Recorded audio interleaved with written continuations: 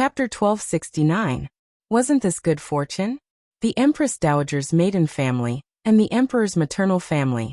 As long as Duke Wei family didn't seek death, no one could take away their honor and favor. When Gu Xingyin arrived at the main hall, she immediately saw the old man sitting on the main seat, wearing a festive red pomegranate robe.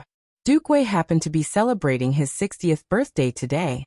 His complexion looked very good and his spirit was hale and hearty. His face glowed as the guests congratulated him. Gu Xingyin gave Duke Wei a junior's greeting and said, "Niece Yongla wishes uncle good fortune as long as the East Sea and longevity as long as the South Mountain." Duke Wei looked at his niece and his expression became even more joyful. Yongla gave him a junior's greeting and called herself his niece. This was clearly telling others that she had a close relationship with Duke Wei family. Most of the time, the eldest princess's intentions represented the emperor's intentions. If the emperor didn't like his maternal family, would the eldest princess say such words so openly? She was a female after all. After Gu Xingyin gave her birthday gift, she went to the rear courtyard. Naturally, there was another round of greetings in the rear courtyard. Fortunately, Gu Xingyin had a noble status. It was others who tried to curry favor with her. She didn't need to do anything herself. After sitting for a while, Gu Xingyin felt that it was meaningless and found an excuse to leave. She couldn't go back. If she left now, she didn't know what rumors would spread outside. Perhaps Duke Wei family would lose the emperor's favor in the future. After thinking for a while, Gu Xingyin led the servant girls behind her to the rear garden. Duke Wei family's Zhou family was a large family with hundreds of years of history. Although the rear garden wasn't as grand as the imperial garden, it was still a unique scenery. As he watched, Gu Xingyin's interest was piqued. "Qinghua, go get me a jug of fruit wine." Fruit wine wasn't intoxicating, so she didn't need to worry about losing her composure after drinking. Qinghua nodded. Seeing that Gu Xingyin was accompanied by a few palace maids, she left at ease. However, before Gu Xingyin could wait for Qinghua to return, she heard a pleasantly surprised voice. "Your Highness the eldest princess." Gu Xingyin frowned. Who was making a fuss? She turned around and saw a young master wearing a blue robe looking at her with a pleasantly surprised expression. Gu Xingyin glanced at him indifferently. A palace maid behind her stepped forward and reprimanded. "How dare you?" Shouting in front of the eldest princess. How could he be so rude? "Why aren't you greeting the princess royal? Which family's young master are you?" Hearing this, the blue-robed young master's face. He obediently knelt down to greet her, but his heart was filled with doubt. Why was the eldest princess so different from last time? Last time princesses has had. He felt he was very unreconciled. His heart asked. "Comzazes, does the eldest princess's eldest princesses? Yours still remember this remember this is? How could Gu Xingyin recognize him? She had looked through Su Baochan's memories, but she didn't have any impression of this person. But looking at Zhang Xu's appearance, he clearly knew eldest princess Yongla. Gu Xingyin carefully thought about it, and had an answer in her heart. He must have seen that eldest princess Yongla before, right? So it's the Zhang family's young master. "You can rise," she calmly said. Zhang Xu saw that she seemed to remember his appearance, and his heart filled with joy. He quickly stood up. He saw Gu Xingyin sitting alone in the pavilion, and wanted to walk over. Chapter 1270. Impudent. This time, without Gu Xingyin's hint, the palace maid beside her stood up and reprimanded him angrily. What was the matter with the son of the Supreme Court official? Did he not know the rules? Did he not see the eldest princess admiring the flowers? Zhang Xu's expression was a bit awkward. He did not expect the palace maid to treat him like this. He subconsciously looked at Gu Xingyin. She was still looking at her hands indifferently, and did not look at him. Although the Supreme Court official was not a high position, Uncle Zhang was still doted on by his parents. When had he ever been reprimanded so rudely? Moreover, the person who reprimanded him was just a small palace maid. Zhang Xu had never been treated like this. He wanted to just walk away. However, he remembered a few days ago when he went to Marquis Qingda's manor with a group of young masters. Marquis Qingda treated them differently. Prince Yu's son was the noblest everywhere. As the son of the Supreme Court official, he did not even think highly of a servant. This was the disparity brought about by status. Zhang Shu knew that he did not have much ability. If he relied on himself, he might not even be able to reach his father's rank. Then if he wanted to be above others, he could only rely on shortcuts. Marriage was the fastest and most effective way. In the entire Daqing dynasty, the noblest unmarried woman was eldest Princess Yongle. If he could gain the favor of eldest Princess Yongle, what Marquis Qingda, he would probably suck up to her. Originally, Zhang Shu did not dare to have any thoughts about eldest Princess Yongle. Who was eldest Princess Yongle? She was the daughter of the Empress Dowager, and the only sister of the current emperor. She was born with a golden branch and jade leaves. Although Zhang Shu thought highly of himself, he knew that he and eldest Princess Yongle were people from two different worlds. However, the last time he met her, he saw hope. Last time, at Marquis Xiangyin's birthday banquet, he saw the legendary eldest Princess Yongle for the first time. Out of politeness, he went forward to greet her. At that time, because he was nervous, he wrote a poem to praise the eldest princess's beauty. As soon as the poem left his mouth, he regretted it. Because this kind of behavior was too rash. Even a noble lady with a slight temper would be angry, let alone the eldest princess. The expression of the palace made beside Princess Royal changed. When she was about to scold Princess Royal, she heard Princess Royal's laughter. She actually thought that his poem was very good. He even gave him a glass of wine. At that time, he felt it was a bit strange, but when he saw the eldest princess smile like a flower while being praised by a group of young masters, he felt like he understood something. The eldest princess liked others praising her. He felt that he had grasped the trick to pleasing the eldest princess, so he took the opportunity to approach the eldest princess. He wanted to praise her unparalleled beauty, but he quickly made her giggle. At that time, Zhang Shu still felt that the noble eldest princess was just a vulgar woman. But after that, he never had the chance to see eldest Princess Yongle again. It was only today that they met again in the garden of Duke Wei's mansion. Gu Xingyin also asked the system to check what had happened in his mind. Her expression became extremely unsightly. This Yingqi was really good. He would deal with her sooner or later. But right now, she had to solve the problem in front of her first. Zhang Shu ignored the palace maid's angry glare and took a step forward. He looked at Gu Xingyin affectionately. Your Highness, the eldest princess is peerless and this servant has admired you for a long time. I wonder if I would be lucky enough to get drunk with your Highness the eldest princess? Ain expressed, I won't take the blame for Yingqi. This is 7, there will be more updates before 12. I'll try my best to write 3 more updates. Moi. Chapter 1271. Impudent. As soon as he said this, it wasn't just the maid who had reprimanded him. The 6 maids guarding Gu Xingyin all took a step forward and angrily reprimanded him. They were truly angry. They had never seen someone who dared to be so impudent in front of the eldest princess. The 6 maids, even if their voices were clear, their aura was still very oppressive when they reprimanded him in unison. At least for a pampered young master like Zhang Shu. He was so scared that he took a step back. These maids looked at him with even more disdain.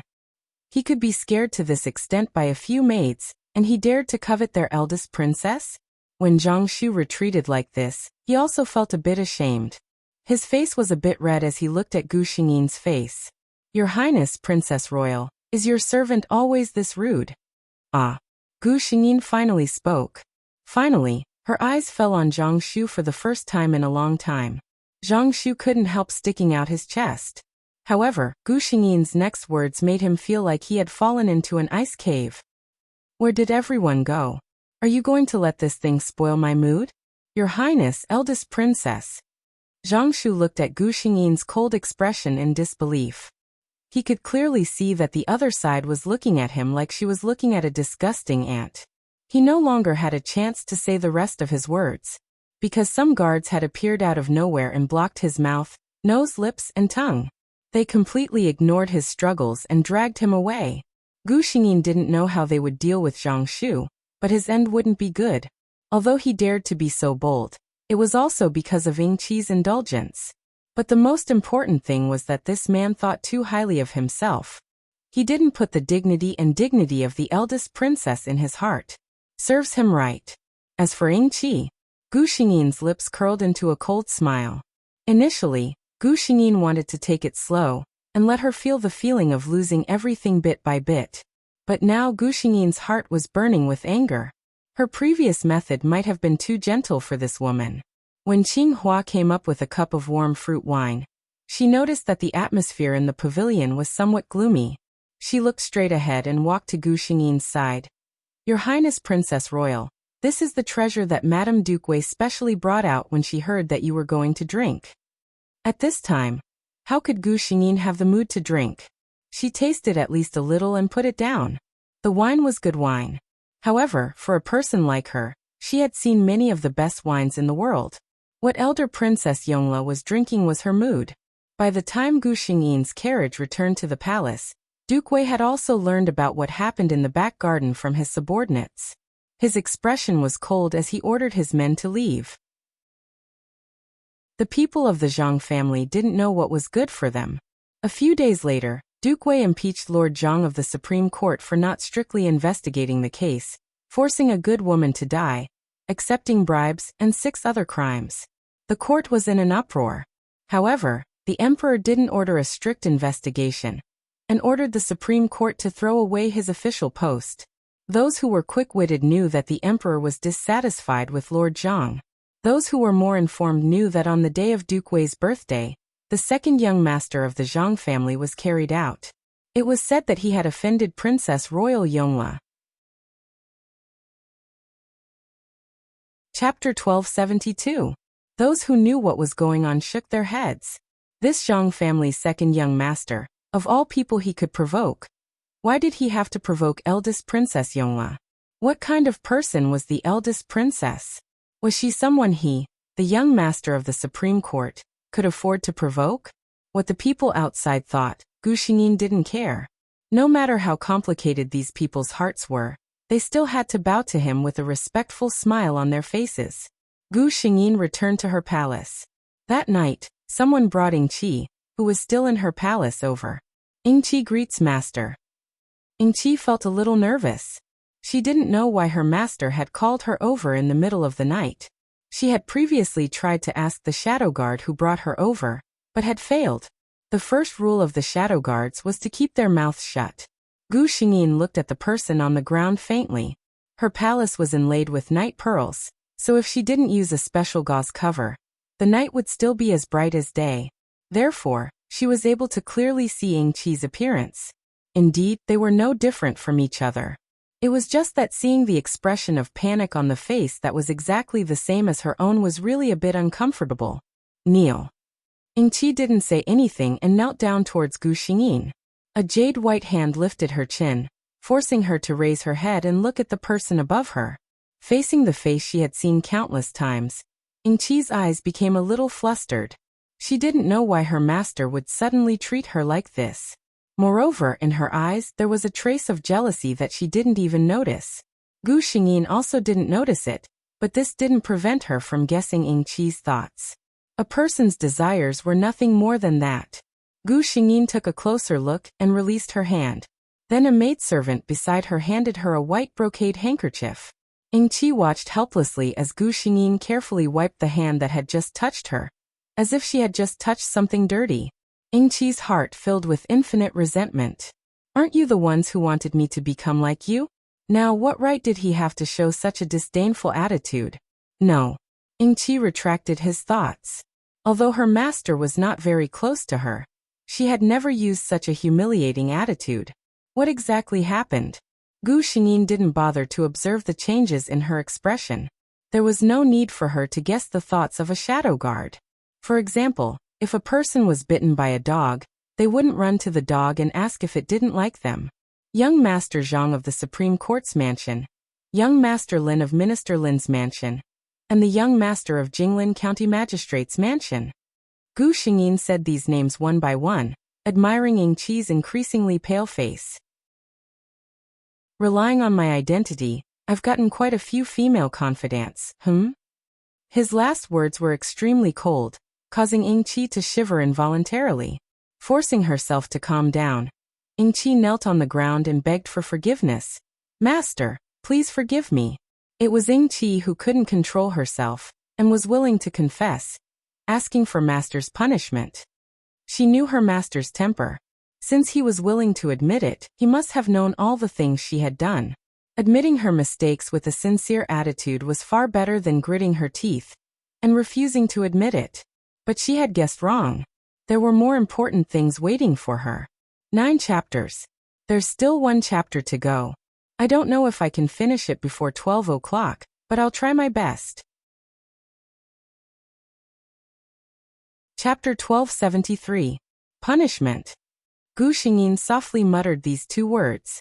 That clear and cold voice was like a small hook, hooking Ying-Chi's heart, making it impossible for her to let go. She knelt on the cold white jade floor. The night of early spring still had the lingering chill of winter, and it seeped from her knees to her entire body. She didn't know what kind of situation she would encounter. Rest assured, there will be no shortage of punishment for you.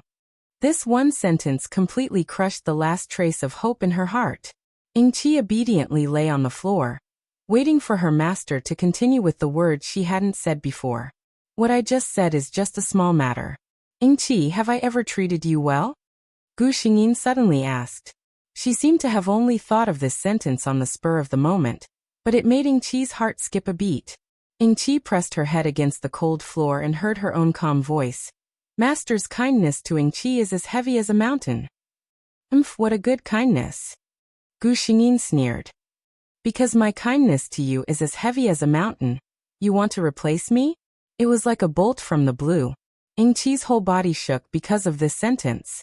She raised her head and stared at Gu Xingyin with her beautiful eyes.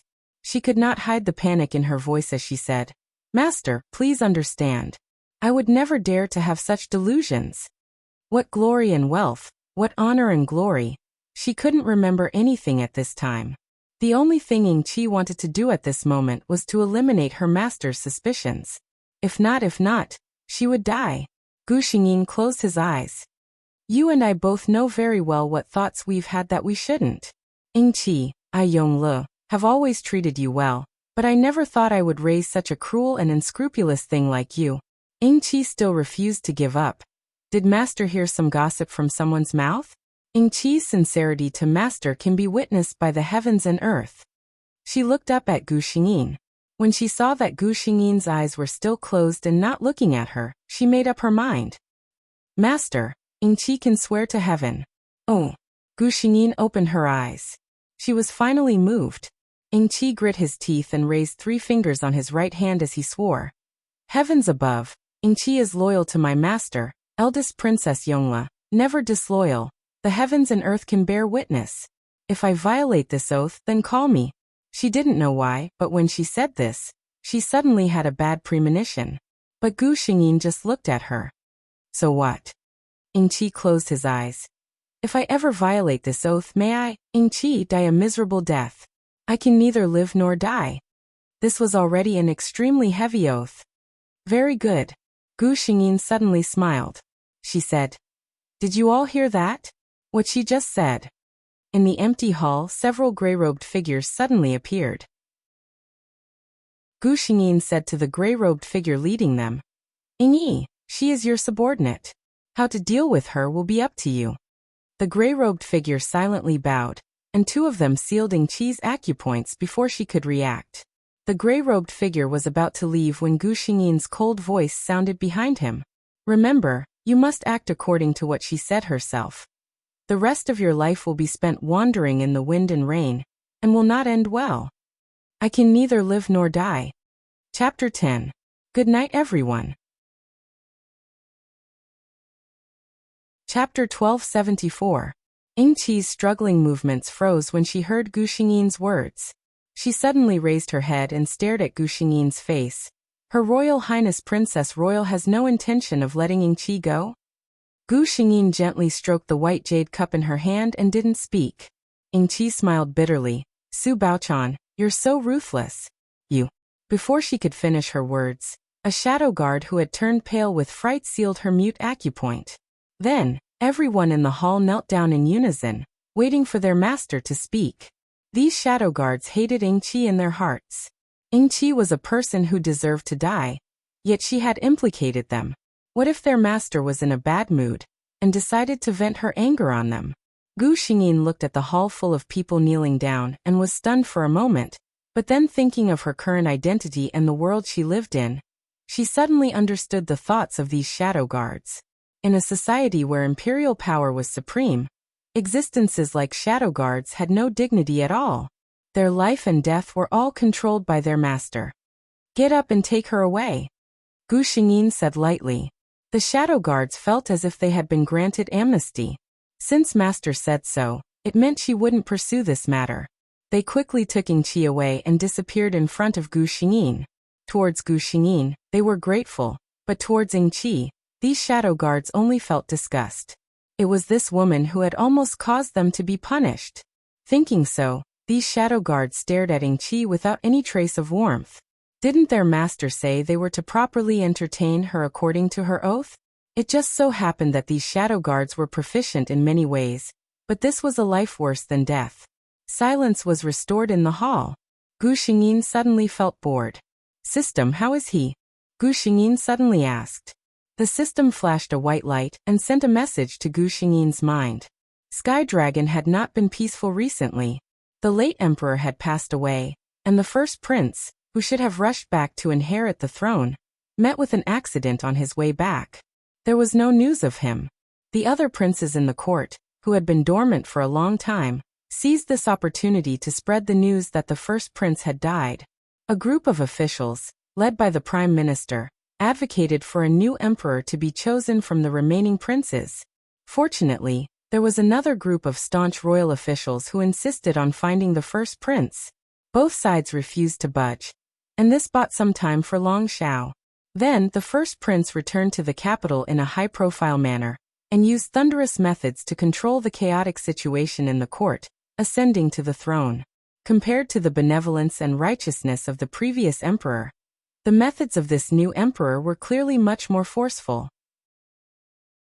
Not long after he ascended the throne, he took out a handbook in front of the court. On it was a list of the masterminds behind the ambush he encountered on the day he returned to the capital. The second prince, the fourth prince, and the ninth prince were all involved. Long Shao mercilessly stripped the three of their titles and imprisoned them in the imperial mausoleum, never to enter the capital for the rest of their lives. The imperial court had also purged most of the old officials and put the younger officials in important positions. In less than half a year, the entire Sky Dragon court was solemn, and the new emperor had complete control of the situation. Some of the old officials who originally had some objections to the new emperor's thunderous methods could not help but sigh at the current situation. They also had to admit that His Majesty was indeed a natural politician. The Sky Dragon court officials and the people were very satisfied with the new emperor. The only thing they had some complaints about was that the new emperor's style seemed to be a bit extravagant. Chapter 1275. How did this saying come about? It turned out that after the court was stabilized and everything was under his control, the new emperor began to recruit skilled craftsmen in the entire Tianlong dynasty to build a beautiful palace in the harem. As soon as he ascended the throne, he started to build a magnificent palace, which worried many of the ministers. This was not a good sign.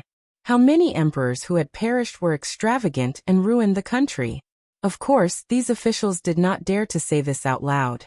They only tactfully advised His Majesty that the previous emperor had always been simple, and His Majesty could follow the previous emperor's style. Long Shao looked at the Minister of Revenue in the court without batting an eyelid. The Minister of Revenue was an old man with a mustache and looked very shrewd. Of course, it was impossible for him to not be shrewd if he could become the Minister of Revenue. The Minister of Revenue was still capable, but he was too stingy. Money was more important than anything else. At that time, the previous emperor thought that it was probably a good idea to let such a person be the Minister of Revenue. It turned out that it was indeed a good idea. After this meticulous Minister of Revenue took office, the treasury became more and more plentiful day by day. Long Shao was very sure of his ability, but sometimes he felt that this old man was really annoying. For example, at this time, The Minister of Revenue had been talking nonstop for the time it took to brew a cup of tea since the start of the morning assembly. The central idea in his words was that he had no money. His Majesty, you need to be thrifty. Feeling the pressure from His Majesty getting lower and lower, many officials silently took a step back to stay away from this brave Minister of Revenue. As the saying goes, a new broom sweeps clean, not to mention that this was the most honorable one in the entire Tianlong dynasty. If he wants to build a palace, just let him do as he pleases. Anyway, Tianlong dynasty was strong and prosperous, and the treasury was abundant. Not to mention building a palace, even building an imperial city would not be a problem. Long Shao listened patiently for a while, and found that if he did not speak, the Minister of Revenue would probably be able to talk for about the time it took to brew a cup of tea. He finally could not help but interrupt him. Minister Qian, I have a few questions to ask, can you answer them? The Minister of Revenue was taken aback. He did not understand what relationship the Emperor was trying to sell. He could only bow and say, Your Majesty, please ask. This subject will answer everything I know. Are there any of my people who do not have enough to eat and keep warm? Minister Qian was stunned. His Majesty's benevolence in the sea. The people of Tianlong have nothing to worry about. All right then, let me ask you again. Have I ever collected exorbitant taxes from the people? Minister Qian replied respectfully.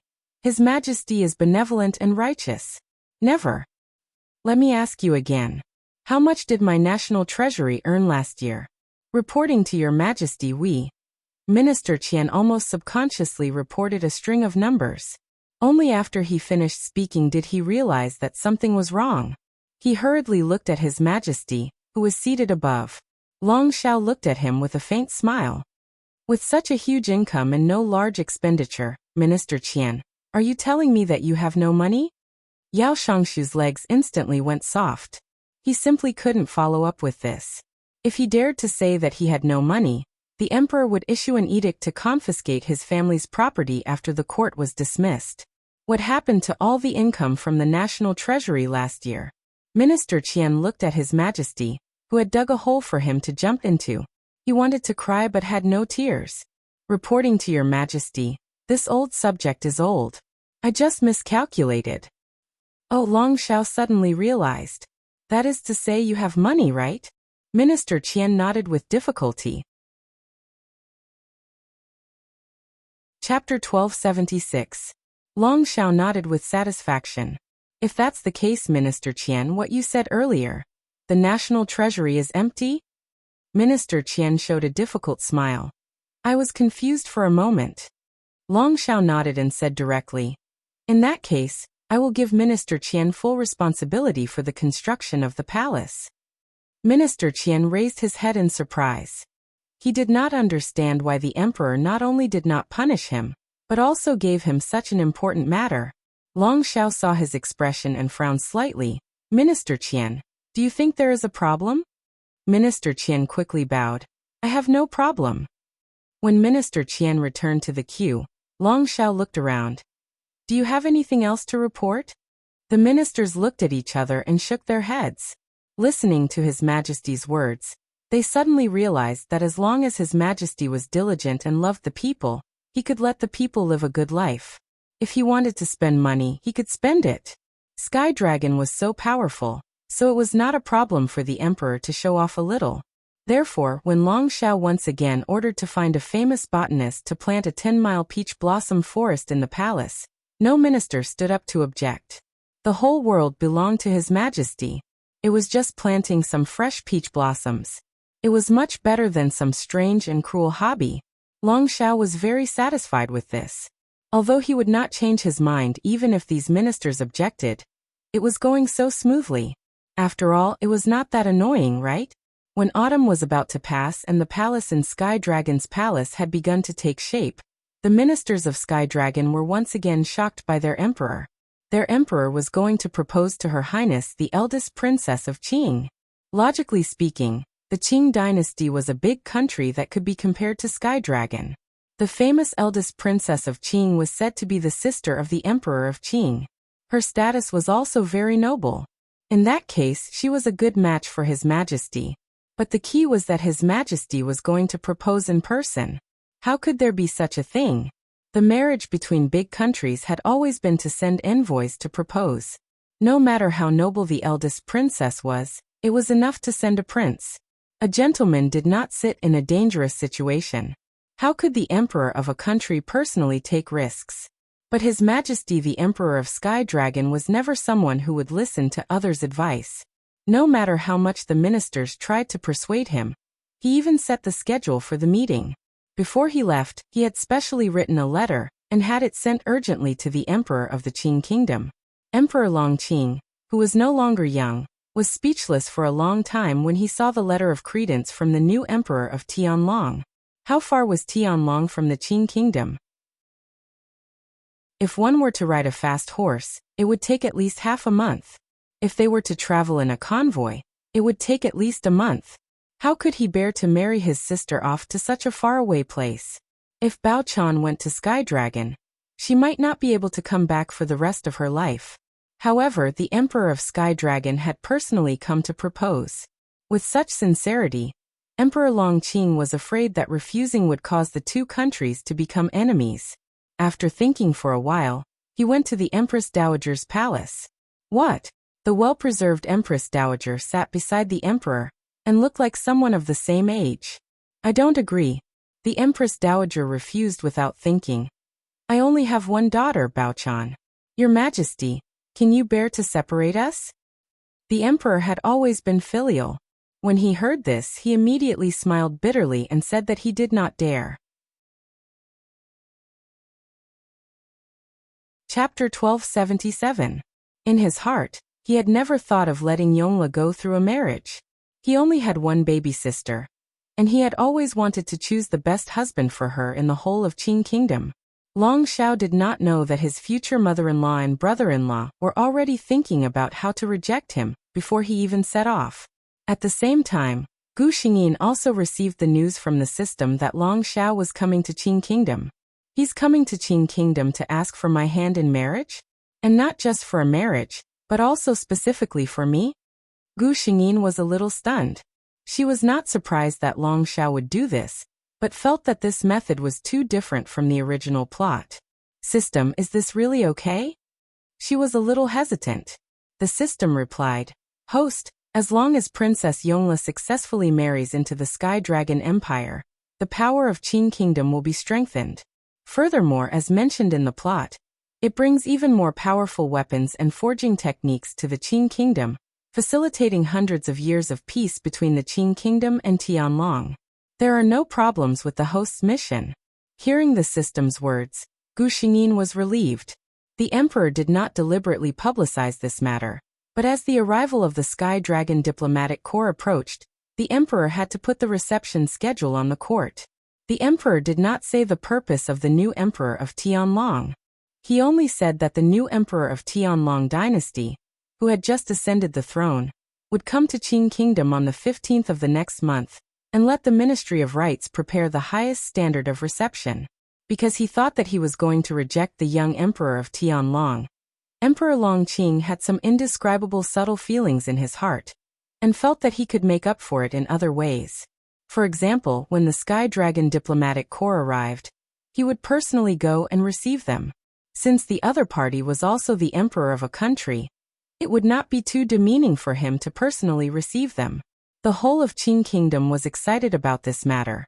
Although they did not know the purpose of the visit for the time being, the courtiers and people of Qing Kingdom also felt that this was a very exciting matter. To be able to make such a powerful emperor of Tianlong dynasty come to visit so solemnly, it also highlighted the strength of Qing Kingdom. Did it not? On the day of the arrival of the Sky Dragon diplomatic corps, countless people of Qing Kingdom ran to the streets and stopped to watch. Emperor Longqing was waiting for the arrival of the other party at the city gate in 12 jade robes. On this day, countless citizens of Qing were excited because not only did they see the emperor they had never seen before, but they also saw the emperor of the distant Tianlong dynasty. There were also countless unmarried young girls of the Qing Kingdom who secretly blushed. They had only heard that this young emperor was very young, but they had never heard that he looked so heroic and extraordinary. The officials who had come with Long Xiao to the Qing kingdom had always held a grudge against their emperor's willful behavior. After seeing the Qing kingdom's thoughtful etiquette, they felt a little better. The banquet was specially prepared to welcome the heavenly dragon emissary. The day before the celestial dragon emissary arrived in the Qing kingdom, Emperor Longqing quietly summoned Gu Xingyin into the palace and told her of this matter. In Emperor Longqing's heart, his Baochan would definitely not be willing to marry to such a faraway place, so he did not even wait for Gu Xingyin's reply. He said directly, "Baochan, don't worry. I will not let that Emperor Tianlong succeed." Gu Xingyin. She could only helplessly lower her eyes and said, "It's up to you." Gao Lingji had been outside in the cold wind for a day, and had been completely blown into a stupid branch. For chapters, there should be 2 more. Her mind was completely muddled. Only 6 chapters today. I'm really sorry, there will be 10,000 tomorrow. Moi moi moi. Chapter 1278. Emperor Longqing raised the wine cup in his hand, and personally toasted Long Xiao. "Your Majesty, you are young and talented. You are truly admirable." Long Xiao also quickly raised the wine cup in his hand. "Compared to you, Your Majesty, I can only be considered a junior. Your Majesty is overpraising me." This sentence made Emperor Longqing very happy. He drank the wine in his cup in one gulp. In his heart, he admired the young emperor even more. Of course, he also became more vigilant. To become the ruler of a country at such a young age, it was rare that he did not have the arrogance of ordinary young people. Such a person was certainly not ordinary. Emperor Longqing had heard some things about Sky Dragon. If the Emperor of Sky Dragon had no tricks up his sleeve, how could he control the whole of Sky Dragon in such a short time? Emperor Longqing thought this in his heart, but he did not know that the Emperor of Sky Dragon, who had left a deep impression in his heart, was quietly focused on his own sister. From the moment Long Xiao entered the hall, he had been looking at Gu Xingyin from the corner of his eye. Both of them were very noble people. Naturally, their seats were the closest to Emperor Longqing, so Long Xiao could easily see the expression on Gu Xingyin's face. He saw the shock that could not be hidden when her gaze fell on his face. But it was only for a moment. After Gu Xingyin drank a cup of wine, her expression returned to its usual coldness. She did not look at him again. Long Xiao was a little depressed. He was still thinking carefully. Was Yongla angry? Yes, he had treated her like that, and was unwilling to tell her his identity. Now that he had suddenly appeared, it would certainly cause her dissatisfaction. But a look of determination flashed through Long Xiao's eyes. Dissatisfaction? It was fine. He still had endless time in the future to make her satisfied. He could not wait to settle the relationship between the two of them. He wanted her to belong to him. Emperor Longqing took a look, and happened to see the young Emperor of Sky Dragon looking at his sister. The emotion in his eyes moved him. At the same time, Emperor Longqing was confused. Was this the first time the Emperor of Sky Dragon came to Qing Kingdom? Why did it seem like he had seen Baochan before? "Qing Emperor." Long Xiao suddenly stood up and called out to him. Emperor Longqing had a bad premonition. He instinctively wanted to say something to interrupt Long Xiao, but he did not succeed. "I have come to the Qing Kingdom this time because I want the Sky Dragon and the Qing Kingdom to be on good terms forever," Long Xiao said with a smile. As soon as he said this, the ministers on the Sky Dragon's side were still fine. After all, they had already known about their Majesty's plan. However, the Qing Kingdom exploded. The courtiers discussed fervently, all saying that this was the case. No wonder Sky Dragon would suddenly send an envoy to Qing Kingdom. As for the marriage alliance, most of the ministers' first reaction was that it was a good thing. The Great Qing Dynasty and the Sky Dragon Dynasty were among the top powers on this continent. The Qing Kingdom was rich, and the Sky Dragon was famous for his powerful battle prowess. If the Qing Kingdom could form a marriage alliance with Tianlong, then the two countries could exchange what they needed. This was, without question, a very good thing. Only Emperor Longqing's expression changed slightly when he heard these words. He really didn't think that the Emperor of Sky Dragon would actually say this in front of so many people. Chapter 1279. Emperor Longqing thought to himself. Fortunately, His Majesty didn't say it out loud. He wanted Baochan. If he said it, he might be able to deal with it. But it was clear that his thinking was too simple. Because soon, Long Shao opened his mouth again. I am willing to marry your country's eldest princess Yongle as the empress. When these words were said, the entire hall was silent. The officials of Qing Kingdom were all silent. No wonder they didn't see any joy on His Majesty's face. Sky Dragon had taken a fancy to the eldest princess. Who was the eldest princess? She was the pearl of Qing Kingdom. She was His Majesty's treasure. It turned out that Sky Dragon's people had such thoughts. Many officials felt uncomfortable in their hearts. Was the most beautiful and noble eldest princess of Qing Kingdom going to be held in the arms of a foreigner? Even if the other party was the emperor, they still felt uncomfortable. While the officials of Qing Kingdom were suffering in their hearts, Sky Dragon's envoys were very satisfied. At first, they didn't want His Majesty to personally go to Qing Kingdom. They felt that this would lower His Majesty's status. But when it was time to leave, perhaps because they knew that this matter was inevitable, the resistance in their hearts lessened a lot. Moreover, the people who followed Long Shao on the diplomatic mission were all his trusted subordinates. No matter what, they would support his decision. This mood completely changed when they saw eldest Princess Yongle sitting in the hall. No one had ever seen the rumored eldest Princess Yongle.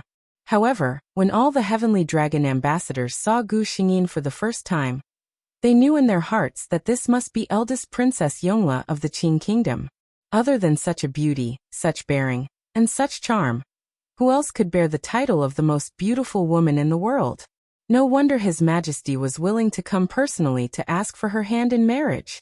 For such a beauty, so what if he lowered his status for her? Indeed, His Majesty had good taste. Sky Dragon's envoys thought so. Emperor Longqing could no longer maintain the smile on his face.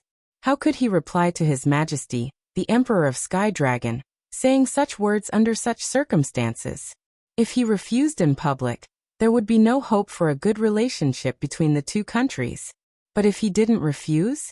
He felt that his sister would not be willing to marry Baochan off so rashly.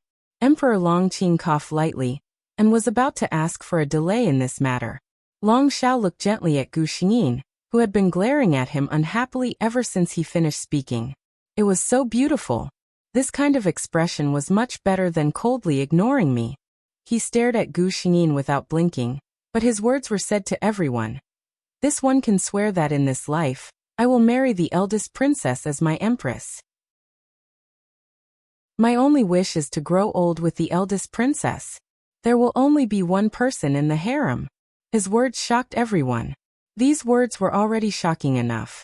Even an ordinary wealthy family would have one or two concubines. This dignified ruler of the world actually said that there was only one person in the harem. If the officials of the Qing Kingdom were only shocked, then the officials of Tianlong were terrified.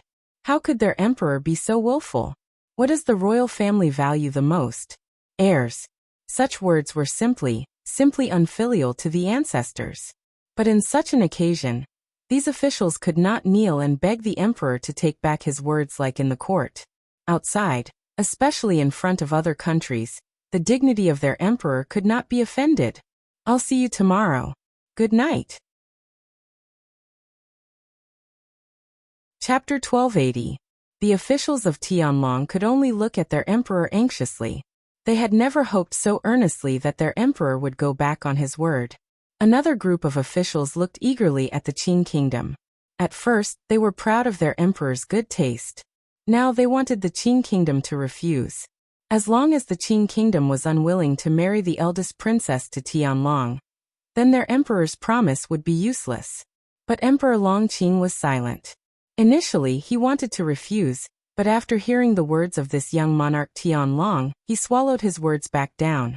No matter what would happen in the future, at this moment, the emperor could say that he did not want a harem. It was enough to see how important Baochan was in his heart. He could find a talented and handsome husband for Baochan in the future. He could also use his status to force the emperor not to take concubines. But he could not use his power to force the emperor to love Baochan alone. The emperor looked around the hall, and saw his sister glaring at the emperor of the Heavenly Dragon Empire. He suddenly had a thought. Under everyone's gaze, Long Qingfu coughed lightly and said with a smile, "Yongle is indebted to your majesty. But Yongle has been spoiled since she was young.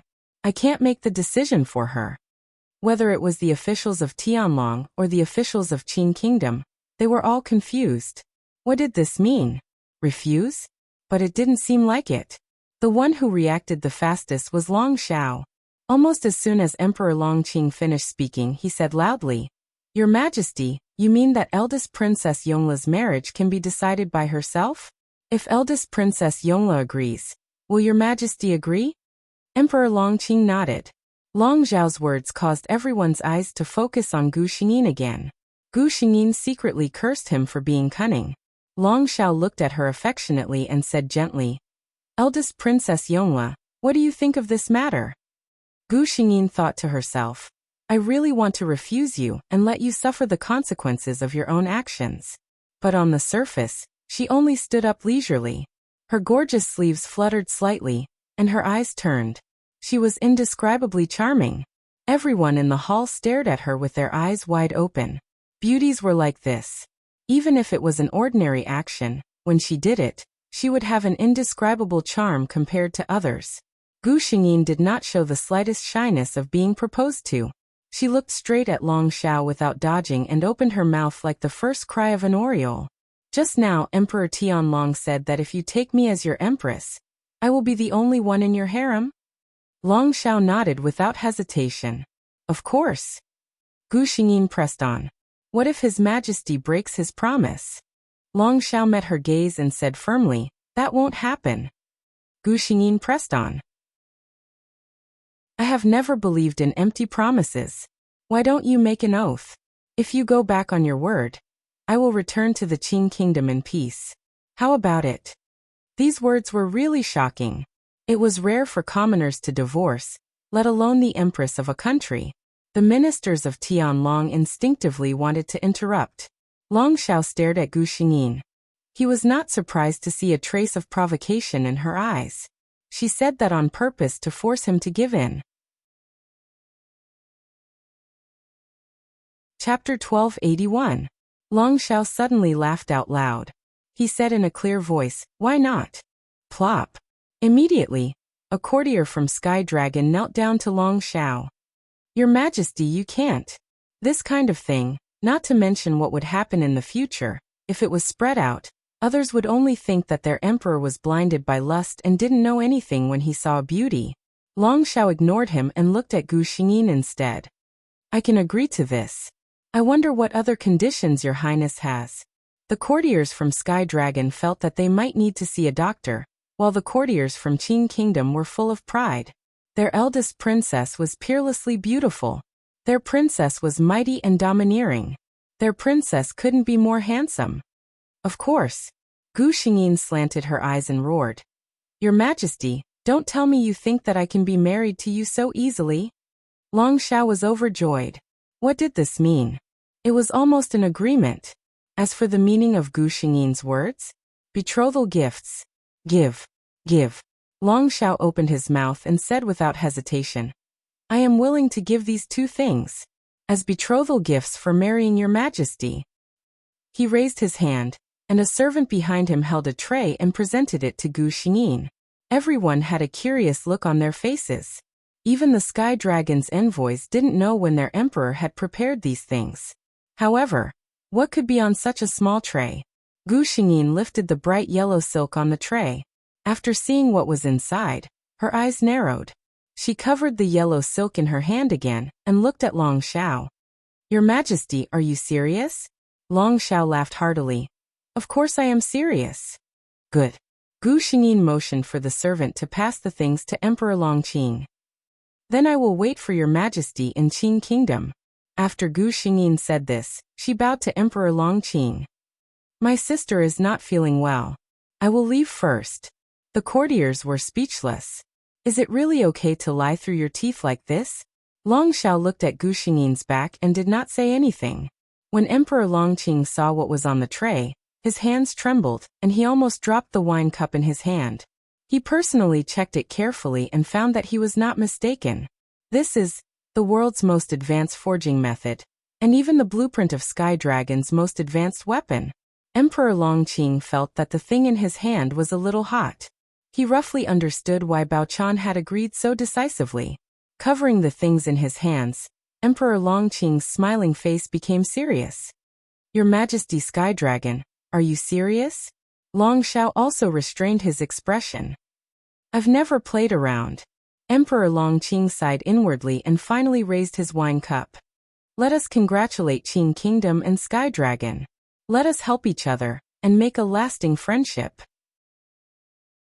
Long Xiao raised the wine cup in his hand with a smile and drank it in one gulp. Although the courtiers did not understand what was going on between the two of them, they understood that the Emperor of Sky Dragon probably took out something extraordinary to make Qing Kingdom's attitude change so quickly. Everyone scratched their ears and cheeks and wanted to know what Sky Dragon took out. However, the people involved kept their mouths tightly shut about this matter. As soon as the banquet was over, Emperor Longqing urgently summoned the courtiers of the Ministry of War and the Ministry of Works to the study to discuss matters. Chapter 1282. Are you really willing to let your sister marry to a place so far away? In the Empress Dowager's palace, the servants had all left. The Empress Dowager questioned the Emperor mercilessly. Emperor Longqing didn't say anything. In fact, when he saw the two things that Sky Dragon took out, he knew that the marriage between the two countries was set. He couldn't let go of the opportunity to improve the strength of the whole Qing Kingdom. He couldn't let go of it. Gu Xingyin sat quietly on the side. Every time she wanted to speak for Emperor Longqing, the Empress Dowager gave her a cold stare, which made her have to shut up. Emperor Longqing obviously knew the Empress Dowager's temper. He didn't say anything until the Empress Dowager finished venting. Mother, the Empress Dowager said angrily. Don't call me now. Emperor Longqing looked at his sister helplessly. Gu Xingyin slowly walked to the Empress Dowager's side, took one of her hands and shook it gently. Mother. The Empress Dowager squinted at her. Gu Xingyin quickly said, Don't blame my brother. I was willing to do this. The Empress Dowager actually knew what was going on. What happened in the court quickly spread to her ears. Of course, she also knew that her son put the choice in her daughter's hands. But her daughter would soon be married and couldn't see. She couldn't bear to scold her, so she could only scold her son. Hearing Gu Xingyin's words, the Empress Dowager's tears finally fell. My Baochan, why is her life so hard? The Empress Dowager held Gu Xingyin tightly in her arms. Gu Xingyin sighed secretly and had to say slowly, I don't feel wronged. He promised me so many conditions and promised that I would be the only one in the harem. Mother, I really don't feel wronged. The Empress Dowager's tears gradually stopped. Although the other party was very sincere, and the Empress Dowager knew that the princess of the royal family was born with more responsibilities than others, she was still very reluctant when it came to her daughter. She had been holding her daughter in the palm of her hand for more than 10 years. He was about to follow the others to a completely unfamiliar place. If it were in the Qing Kingdom, anywhere, the Empress Dowager would have the confidence to take care of her daughter. But in Sky Dragon, even if her Baochan was wronged, she might not even know. Gu Xingyin gently leaned her head on the Empress Dowager's shoulder and said softly, Mother, don't worry. Your daughter will live a happy life. This was something she was sure of. That man would never let her down. On this side, the Empress Dowager's palace, which was specially used to entertain the heavenly dragon, was also in an uproar. The Tianlong officials who had come with Long Xiao only found out what their emperor had sacrificed in order to marry the eldest princess of the Qing Kingdom, after they returned from the banquet. The most advanced forging method. The blueprint for the weapon with the most destructive power. No wonder the Qing emperor had such an expression. Those ministers felt that their majesty was not marrying an empress, but inviting an ancestor back, right? There were also some ministers who wanted to go further. Their emperor cared too much about this eldest princess of the Qing Kingdom. The loyalty of an emperor was not a good sign. Chapter 1283. Long Xiao frowned as he listened to the official's earnest admonishment. Some even boldly took out the example of the previous dynasty's monarch's favored concubine. Pa! The crisp sound of a cup breaking rang out, startling everyone. Enough! Long Xiao shouted in a deep voice. I never need others to comment on what I do. If you have the free time to pay attention to my private affairs, why don't you spend some time on your own affairs? Every one of you is pointing fingers at my decisions. Do you think that you can be a better emperor than me? With these words, all the officials in the room knelt down. For a moment, there was complete silence. Long Xiao said in his heart, this bunch of fellows just wouldn't be satisfied if they didn't make him angry. He listened and tolerated them nicely, but they were going to take a mile after taking an inch. When he was really angry, these officials who had just been making impassioned speeches were all trembling with fear. I sincerely want to marry eldest Princess Yonghua. What are you trying to do by obstructing me? If I hear even the slightest bit of bad rumors about the eldest princess outside, do as you deem fit, Long Xiao said coldly. Cold sweat seeped out of the foreheads of the officials present. His Majesty was so protective of his food that he could not even hear the slightest rumor about the future empress. No matter what the officials of Tianlong thought, and no matter how reluctant the Empress Dowager of Qing was, this matter was settled. As the noble eldest princess of Qing, Gu Xingyin naturally could not just casually follow them to Tianlong.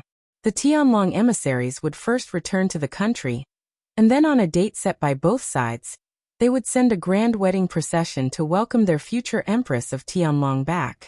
The night before the Tianlong emissaries left, Gu Xingyin and Long Xiao met. You're amazing. You've made me go in circles. Gu Xingyin snorted coldly. Her expression was very calm, and there was no joy or anger in her tone. Long Xiao could not guess what she was thinking for a moment. This was also the first time the two of them met in the hall. It was also the first time the two of them met after his true identity was exposed. Long Xiao was a little helpless. I can be sure that I have never played you. Bao Chan, he called out her name softly. I've never lied to you. He was just hiding some things. Gu Xingyin was silent. She thought about it carefully and realized that it was true. Long Xiao even told him that Xiao Xiao was not his real name before he left. Gu Xingyin regained her senses and looked at him. You spent so much to marry me. Aren't you afraid that others will call you a fatuous ruler? Long Xiao smiled. How can I stop someone else's mouth from growing? As for whether he is a fatuous ruler or not, time will prove it. Gu Xingyin snorted. I don't care if others call you a fatuous ruler or not. I just feel that I'm going to become a femme fatale. Long Xiao's face immediately became serious. Bao Chan, don't worry. It doesn't matter what others say about me. If anyone dares to talk bad about you, they must be tired of talking. Gu Xingyin was speechless. Where did this guy learn these sweet nothings from? She was happy in her heart, but she just pretended to snort casually. Unexpectedly, she felt a warmth behind her, and a warm body approached her. I really miss you, Bao Chan. Happy Lantern Festival, everyone. See you tonight. Chapter 1284. Perhaps because he knew Gu Xingyin's bottom line, Long Xiao did not hug her directly. He only stood closely behind her. The two of them did not touch at all, but they were very close. Gu Xingyin could even feel his breath on her ear when he spoke. Gu Xingyin did not speak. Long Xiao did not seem to expect her answer. He said to himself, since the last time we met, I have been thinking about you since I returned to Tianlong. Every day, I have been thinking about Bao Chan. Gu Xingyin pursed her lips and did not say anything. Long Xiao continued, after taking control of the situation in the dynasty, I immediately made the decision to go to Qing. All the officials stopped me, saying that this was too rash and dangerous, but I still insisted on coming, because I really wanted to see you. Then, as I said, the next time we meet, I will tell you my real name. My name is Long Xiao. Gu Xingyin quietly listened to his words and suddenly asked, have you ever thought about what if I don't agree to your proposal? Or if I already have someone I like? Long Xiao paused and then said, I have enough confidence that no country can refuse the betrothal gifts I take out. Gu Xingyin was silent. Indeed, The two things that Long Xiao took as betrothal gifts could not be measured by their value. Not to mention the eldest princess, even 10 princesses might not be worth their value. If I am really rejected, Long Xiao paused. Then I will be a bandit and take my empress back. Gu Xingyin raised her head because of these words. She really did not expect Long Xiao to say such a thing. Don't joke. Long Xiao only smiled and did not say anything. He said that he would never lie to her or joke in front of her. If Qing was really unwilling to marry the eldest princess to Tianlong, he might really use force to solve the problem. It's getting late. You should go back, Gu Xingyin suddenly said. Long Xiao was a little reluctant, but he also knew that it was not suitable for him to stay here for long. Just as he was about to leave, his gaze suddenly froze as if he had seen something inconceivable. Gu Xingyin didn't hear a reply, so she turned around in confusion. Then, she felt something move around her neck, and a jade pendant hidden under her robe was taken out. Long Xiao's eyes suddenly became pleasantly surprised. He looked at Gu Xingyin with shining eyes. Bao Chan, you have been wearing it all this time? Gu Xingyin. How did he see it? He had kept it so secretively. She maintained an indifferent expression on her face. I just feel that this jade pendant is not bad. It suits my clothes today. An uncontrollable smile spread from the corner of Long Xiao's mouth, and the corners of his eyes and brows were full of smiles. He glanced at Gu Xingyin and felt that he shouldn't expose the excuse she had found in her panic. Her clothes today clearly did not suit this jade pendant. Long Xiao walked in front of Gu Xingyin. When Gu Xingyin was caught off guard, he wrapped his arm around her waist.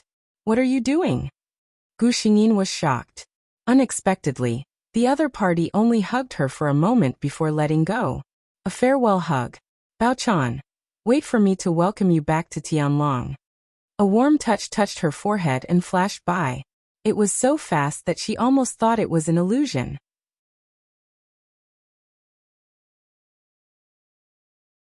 Chapter 1285. The envoys from Sky Dragon finally left. But the whole palace was busy because of this. They had to start preparing for Princess Yongla's wedding. Princess Yongla's status was already first class, and this time she was going to Sky Dragon to become the queen of a country. The Empress Dowager loved her daughter, so she was picky and at least doubled the dowry that she had prepared. Emperor Longqing also felt sorry for his sister, so he could only make up for it with the dowry. All kinds of rare treasures were put into Gu Xingyin's palace. It was said that when the officials from the Ministry of Rites counted the dowry of Princess Yongla, they even suspected that she had emptied the palace's treasury. Everyone was busy, especially the servants who were going to follow Gu Xingyin to Sky Dragon. Only Gu Xingyin, the main character, had the most leisure time. There was someone to do everything for her. The only thing that made her unhappy was that from time to time some noble ladies would look at her with pity, as if it was a terrible and sad thing for her to marry into Sky Dragon. Gu Xingyin didn't want to go again after attending 2 banquets in the capital. She was really fed up with those self-righteous eyes. Anyway, her status was high enough. If she didn't want to go, she could just reject it. There was no need to find any reason. In this very boring situation, Gu Xingyin finally remembered the mission goal that she had forgotten. Speaking of which, she hadn't seen Ying Qi since she was taken away by the shadow guards. At first, the system would dutifully report her recent situation. Every time, it was nothing more than what the shadow guards had done to her, and what she had become later. Gu Xingyin simply told the system that if Ying Qi didn't do anything strange, it didn't need to tell her these things. It affected her appetite. It was true. The shadow guards' interrogation methods were really clever. Sometimes, just hearing the description made Gu Xingyin feel a little scared. Yingyi, take me to see her. Yingyi was a little hesitant. Gu Xingyin asked, is there a problem? Ying Qi bowed and said, it's Ying Qi. Her current appearance is a little unsightly. Was he afraid that he would be scared? Gu Xingyin waved her hand. It doesn't matter. Let's go and have a look. Yingyi took Gu Xingyin to a dark room. This dark room was very big, but it was very dark. There were only a few lonely oil lamps with bean-sized flames. Against the cold gleam of some of the torture instruments, it was rather eerie. Gu Xingyin slowly walked in. Her long and gorgeous dress dragged on the ground, becoming the only light in this dark room. It was a cage like a small iron house. Most of them were empty. When they arrived at one of the small iron houses, Ingi made a gesture, and a shadow guard in the same gray clothes opened the door. In the dim light, Gu Xingyin could see a skinny figure lying in the corner of the small iron house. If it weren't for the occasional twitching of her body, she would look like a lifeless corpse. Gu Xingyin looked at her quietly. Just from her back, even she couldn't recognize that this was the Ing Chi who looked exactly like her. Ingi stood beside Gu Xingyin and said, "Ing Chi, master is here." The figure slowly moved and then raised her head. Gu Xingyin sucked in a sharp breath.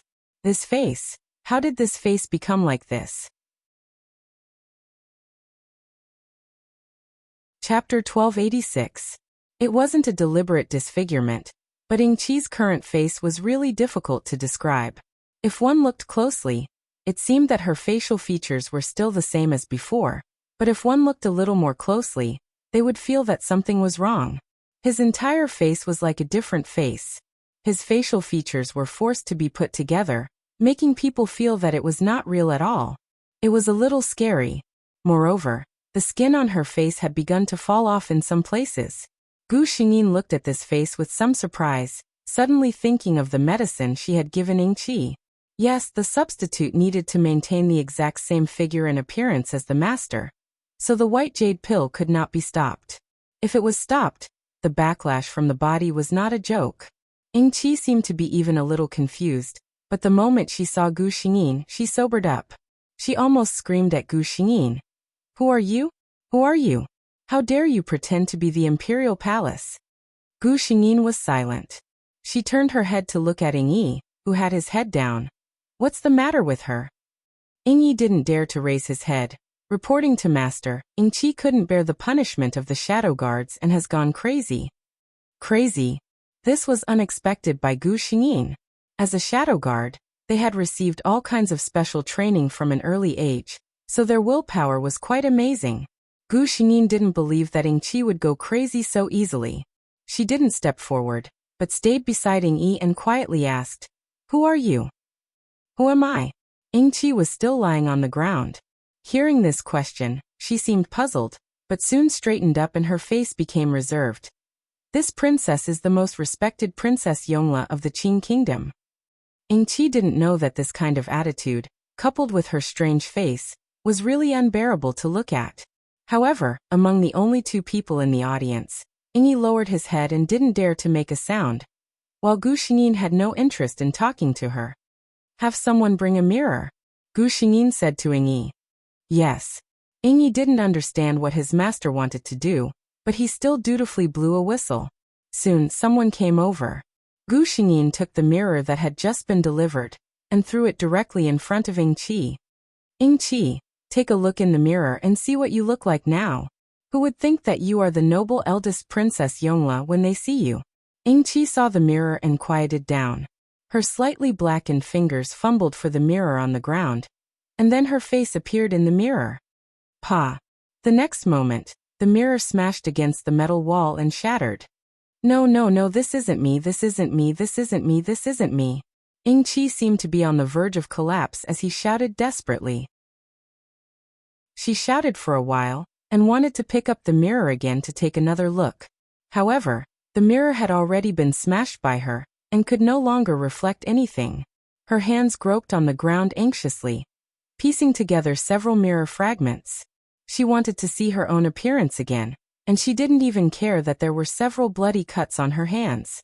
Gu Xingyin looked on coldly from the side. "Ing Chi, this princess doesn't care if you are really crazy or not. It has no meaning to me, and it has no meaning to you. Because in this life, don't even think about escaping revenge."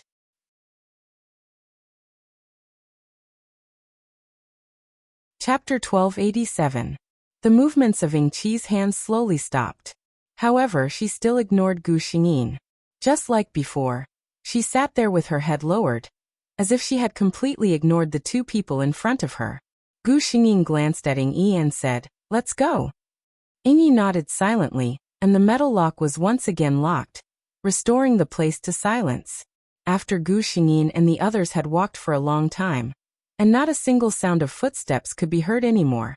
Ing-chi suddenly grabbed the mirror fragment on the ground and was about to wipe it across her neck. Asterisk ding. Asterisk a copper coin flew out of nowhere and hit Ing-chi's hand that was holding the mirror fragment. Her hand loosened and the fragment fell to the ground. A deep voice came from the darkness. Ing-chi, Master didn't say you were going to die, so don't even think about it. Soon, a gray-robed figure appeared from the darkness and cleaned up the broken pieces and other things in the iron prison. Out of the dark prison, Gu Xingyin breathed a sigh of relief. The atmosphere inside was too depressing. Ing-chi's face makes me uncomfortable, Gu Xingyin said with a frown. Ing-yi nodded, indicating that he understood. Ing-chi's face didn't matter anymore. You also know that in a few days, I will be going to Sky Dragon City. When the time comes, you will definitely be coming with me. Gu Xingyin said faintly. As for Ing-chi, deal with her quickly. Remember, don't let her live too happily. If she's happy, I won't be happy. Ing-yi bowed his head. Yes. In fact, he didn't know why his master was so against Ing-chi. Their master's personality, to be honest, could be said to be soft-hearted and soft-hearted, treating the shadow guards with compassion and compassion. But when it came to the matter of Ing-chi, he was ruthless to the point of making them bristle with anger. If it were up to him, Ing-chi, who was disloyal, he would have just killed her. Why bother torturing her? In the eyes of those who didn't know, Ing-chi was just a subordinate with bad intentions. Little did they know that she had once succeeded. Gu Xingyin could not tell anyone about this. Shadow One was very efficient. That night, Gu Xingyin received a system notification. Ing-chi's eyes were gouged out, his tongue was cut off, his ears were disabled, his limbs were broken, and his entire face was peeled off while he was still alive. Unfortunately, her life was being kept alive by someone using top-notch medicinal herbs. Even if she wanted to die, she couldn't. Within half a month, a terrifying beggar appeared on the streets of the capital. If she was an ordinary beggar, some kind-hearted people would give her some money and food. However, this person was truly too frightening. Under his messy hair was a hideous face with scars that blurred his facial features. Many children were scared to tears.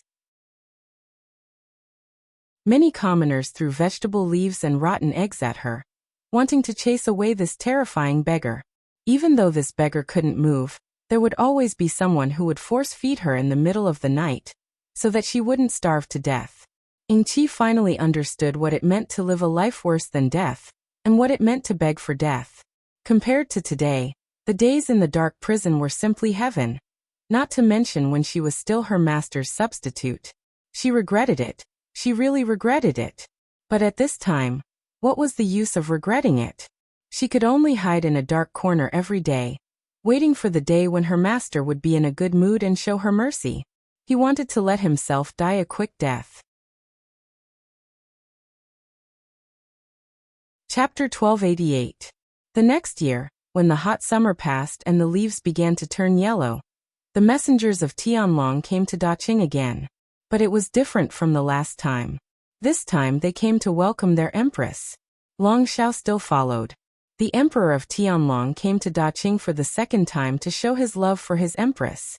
On this day, Emperor Longqing and the Empress Dowager personally sent Gu Xingyin's carriage out of the city gate. At the city gate, Gu Xingyin, dressed in a red dress, got out of the carriage with the help of her maids. She kowtowed 3 times to the Empress Dowager and Emperor Longqing. The Empress Dowager held back the tears that were about to flow out, and helped her up with a smile. Emperor Longqing's eyes were also red. He raised his sister like a daughter. How could he bear to let her go at this moment? Moreover, in his heart, Baochan married for Daqing. Emperor Longqing did not think that Gu Xingyin really chose to marry Long Xiao because she liked him. Gu Xingyin. It was a beautiful misunderstanding. The auspicious time has come. Long Xiao got off the horse and walked to Gu Xingyin. Let's go. Gu Xingyin lowered her head slightly and walked toward the carriage. Long Xiao looked at the Empress Dowager and Emperor Longqing in front of him and bowed to them. He ignored their shocked gazes and said to himself, Imperial Mother and Big Brother, please don't worry. I will definitely take good care of Baochan, and not let her suffer any grievances. After he finished, he bowed again and turned to walk toward the carriage. The The Empress Dowager and Emperor Longqing looked at each other and saw a trace of relief in each other's eyes. The Emperor of Tianlong could put down his status and bow to them. It showed that he really cared about Baochan in his heart. Otherwise, there was no need for him to put on an act in front of everyone at this point. I hope he can really do what he said. In the second year of Bao Yuan, Emperor Tianzi went to Daqing in person and married Empress Minghui. In the 9th month of the same year, Celestial Empress got married in the palace. The emperor was overjoyed and pardoned the world. In the 4th year of Bao Yuan, there was an official who advised Tianzi Emperor to expand his harem on the grounds that the empress had been in the palace for 2 years and had no children.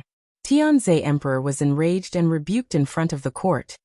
When I asked for the empress' hand in marriage, I made a vow that I would only have the empress in my harem. By forcing me to take in a concubine, are you forcing me to become a person who doesn't keep my promises? His intentions are worthy of death. At that time, the 9 ministers who had knelt down and begged Tianzi Emperor to take in a concubine were all stripped of their official positions and would never be employed again. After that, no one dared to talk about this in the imperial court. In the 5th year of Bao Yuan, Celestial Empress was diagnosed with pregnancy and the entire nation celebrated. On the 6th day of the 6th month in the 6th year of Bao Yuan, Emperor and Empress gave birth to a son in Chaohuang Palace. Emperor was overjoyed and named him Chao.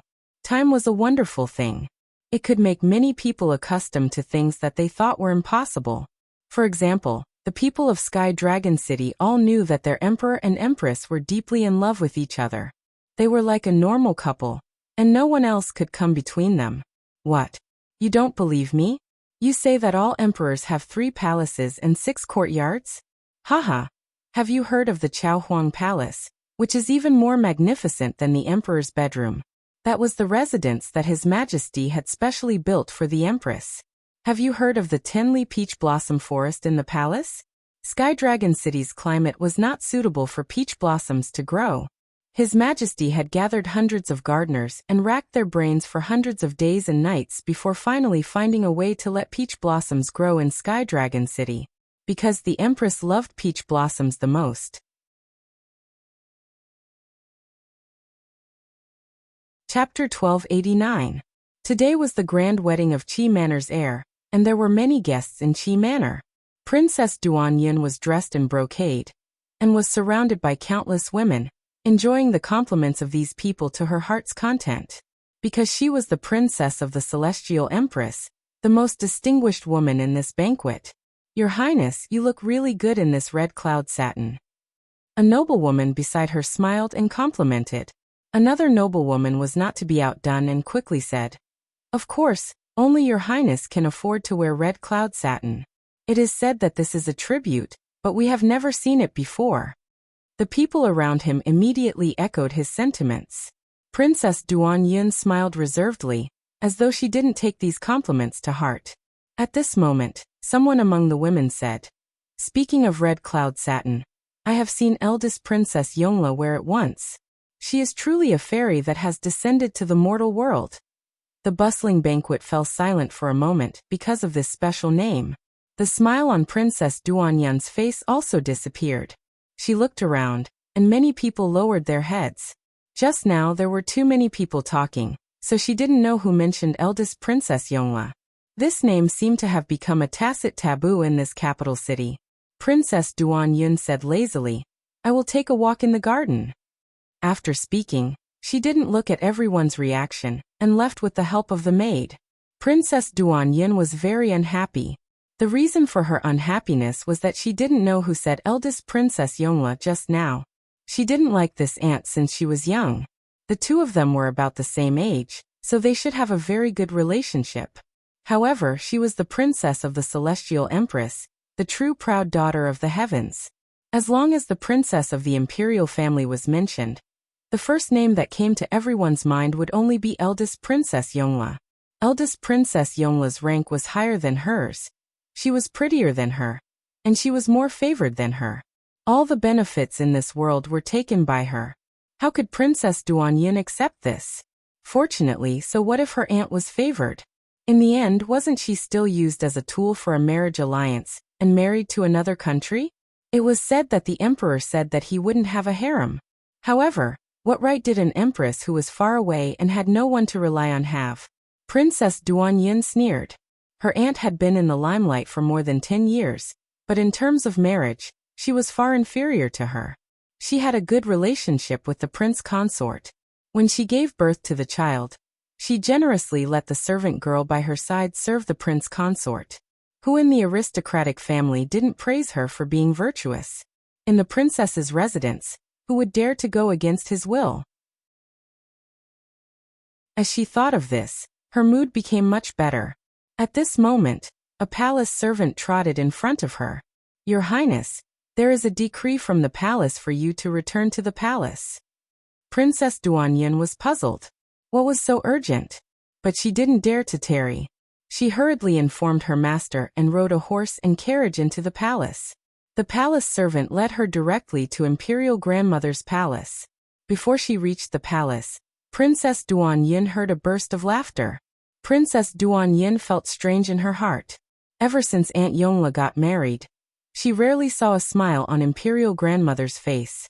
Thinking of this, she asked the palace servant to report and walked in herself. As soon as she entered the hall, her gaze was attracted by the woman who was dressed like a woman sitting next to her Imperial Grandmother. Time seemed to treat her exceptionally well, and didn't leave any traces on her body. No, there were still traces. She, who was already a married woman, had lost her immaturity. Compared to back then, she had a trace of charm. Princess Duanyun's eyes widened. Aunt Yongla, why was she here? Today's 10th chapter. Oh, this world is still lacking one chapter. A new world will open tomorrow. Pleading for a wave of votes for the new world that is about to open. Oh, good night, everyone.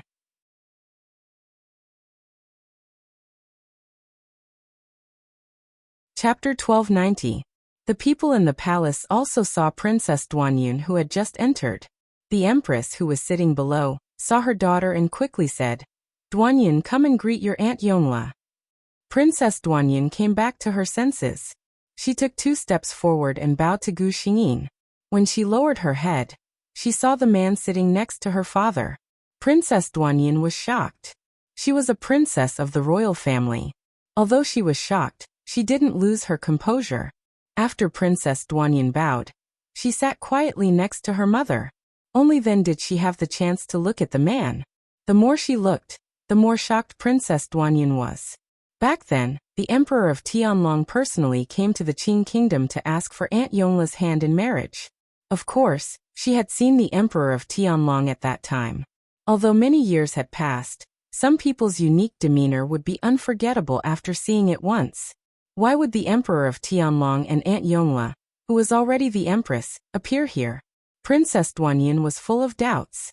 Finally, she found an opportunity to go to the washroom and ask her mother, "Why is Aunt Yongla here?" When the Empress heard this, she had a complicated expression on her face. She seemed to find it hard to understand and also had a trace of envy. She opened her mouth and said, "Duanyun, after seeing your Aunt Yongla, Mother realized that some people are born to be envied." Her tone had a trace of emotion. This time, the Emperor of Tianlong was afraid that your aunt would miss her hometown, so he accompanied her back to the Qing kingdom to see your grandmother and father. The Empress wiped her hands with a clean silk handkerchief and finished her last sentence. Imperial Mother once thought that being able to sit in this position was already the pinnacle of women in the world. But Imperial Mother knows that Imperial Mother has never had a place in your Imperial Father's heart. Your Aunt Yongla is the one who has truly reached the peak of what a woman can achieve. Princess Duanyun silently held the Empress' hand and walked out. Dinner was eaten in the Empress Dowager's palace. This time, Gu Xingyin and Long Xiao didn't make a big fuss. They didn't want to be too ostentatious. Only the Empress Dowager, the Emperor Empress, and a few princes and princesses were eating together. In such an occasion, even if it was Princess Duanyun, she could only sit below. Eat a little more and drink a bowl of soup, okay? Even Ah Chao eats more than you. Although Long Xiao frowned, his tone was extremely gentle. Gu Xingyin was silent for 2 seconds. In the end, she still took the soup from him. Last bowl. She looked very unhappy. Long Xiao's eyebrows curved. Okay. She looked on silently. Her uncle, who was the ruler of a country, really only had eyes for her aunt. He didn't care about the gazes of others at all.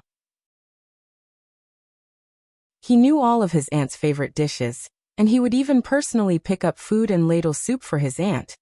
All kinds of intimacy made her, a mother, blush uncontrollably.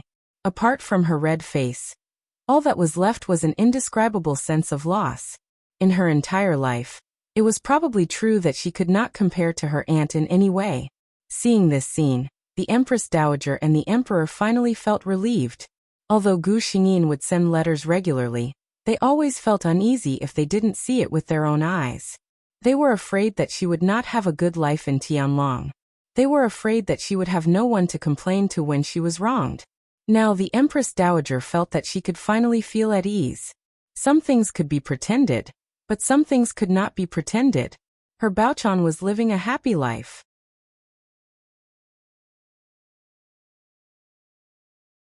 Chapter 1291. In the dark alleyway, a bright light flashed like a bolt of lightning, illuminating the dark alleyway for a moment. At the moment when the light lit up, if someone was here, they would see that something ferocious flew up with the light. Gu Xingyin stood there expressionlessly as he watched the demonic creature's body turn into ashes. By tomorrow morning, there would be nothing left here. She lowered her head slightly, and the long sword in her hand disappeared in an instant and integrated into her body in a way that defied scientific common sense. However, if even monsters appeared, what else was impossible? Tonight's mission was completed. Gu Xingyin wore her inconspicuous t-shirt and jeans and walked towards her home. In this world, her identity was not simple at all. An exorcist.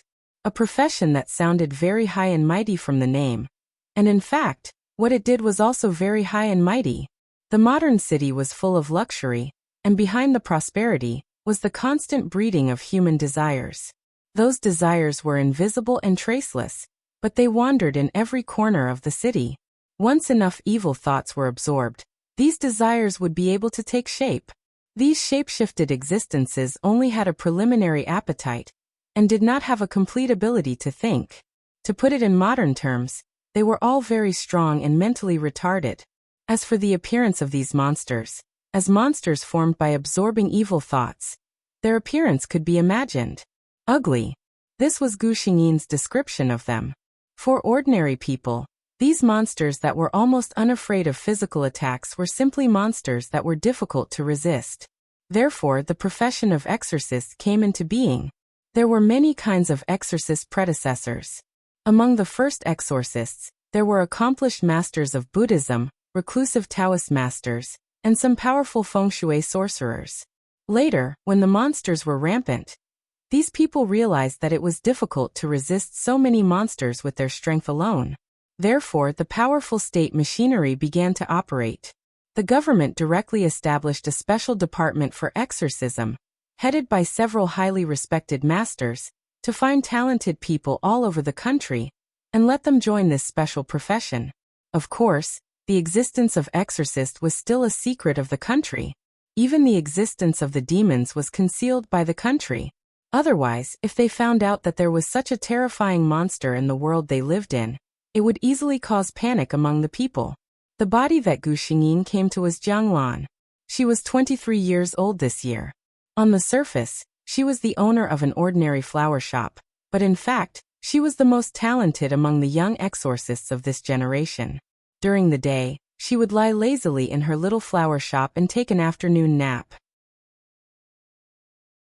At night, this girl with lazy eyebrows would transform into a female Azura that was even more attractive than a demon. Jiang Lan had no parents and no siblings. She was born with the fate of being a cursed star. Such a person was born with few family ties, but in terms of cultivation, she was the best seedling. The one who taught Jiang Lan was a Buddhist master.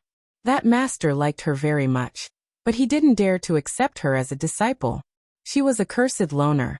Not only did she have a weak relationship with her relatives, anyone who got close to her would not have a good ending. Even so, the master died in an accidental explosion when Jiang Lan was 17 years old. The master had been benevolent all his life. He should have lived a perfect life. From then on, Jianglan knew that she was an inauspicious person. Chapter 1314. A Special Commemoration.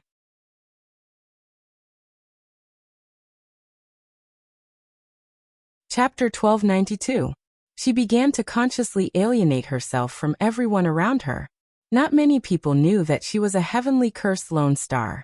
Those colleagues all said that the very powerful Jianglan was an extremely arrogant person to the bone. Although she smiled faintly to everyone, no one had ever appeared beside her. When Jianglan heard this rumor, he didn't care about it and allowed it to spread. Over time, no one really paid attention to Jianglan. Only one person. Yanzi was also an exorcist who became famous at a young age, but she was always suppressed by Jianglan. Yanzi was beautiful and cheerful. She was like a goddess in the entire special department. Her only regret was that she was always inferior to Jianglan in the mission assessment. She always thought that Jianglan didn't like her and was targeting her. She didn't know that if Jianglan really wanted to target her, she only needed to deliberately get close to her. Those who were close to the heavenly calamitous lone star would be unlucky at best, and even lose their lives at worst. Yanzi didn't know, so she always provoked Jianglan. Her life goal was to defeat Jianglan and become the #1 exorcist of the younger generation.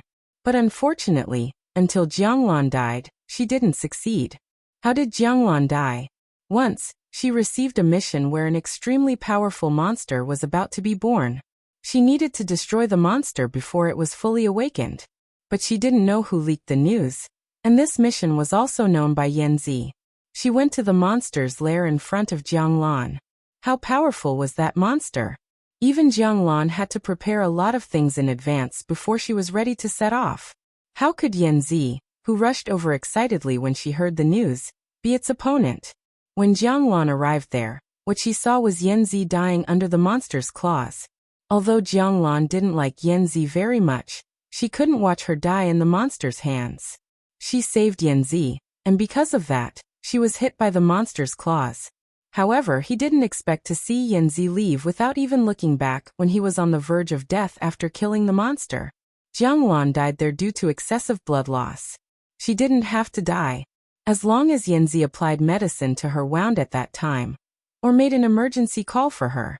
Or perhaps she would let Yanzi die in the monster's lair. If she hadn't been injured while trying to save Yanzi, she wouldn't have had such a hard time. But there were no ifs. So Jianglan died and Gu Xingyin came here.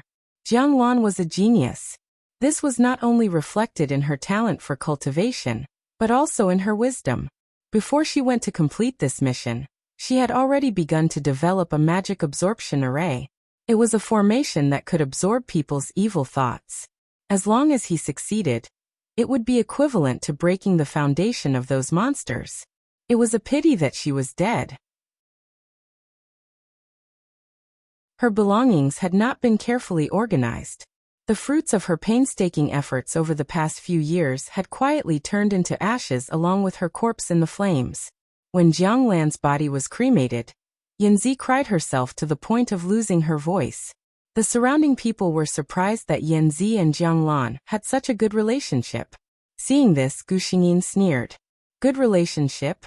No matter what Yanzi was thinking when she turned her head and left, it was impossible for her not to know what Jianglan's situation was at that time. It was also impossible for her not to know that Jianglan was likely to die. She still left. In other words, at least at that moment, she wanted Jianglan to die.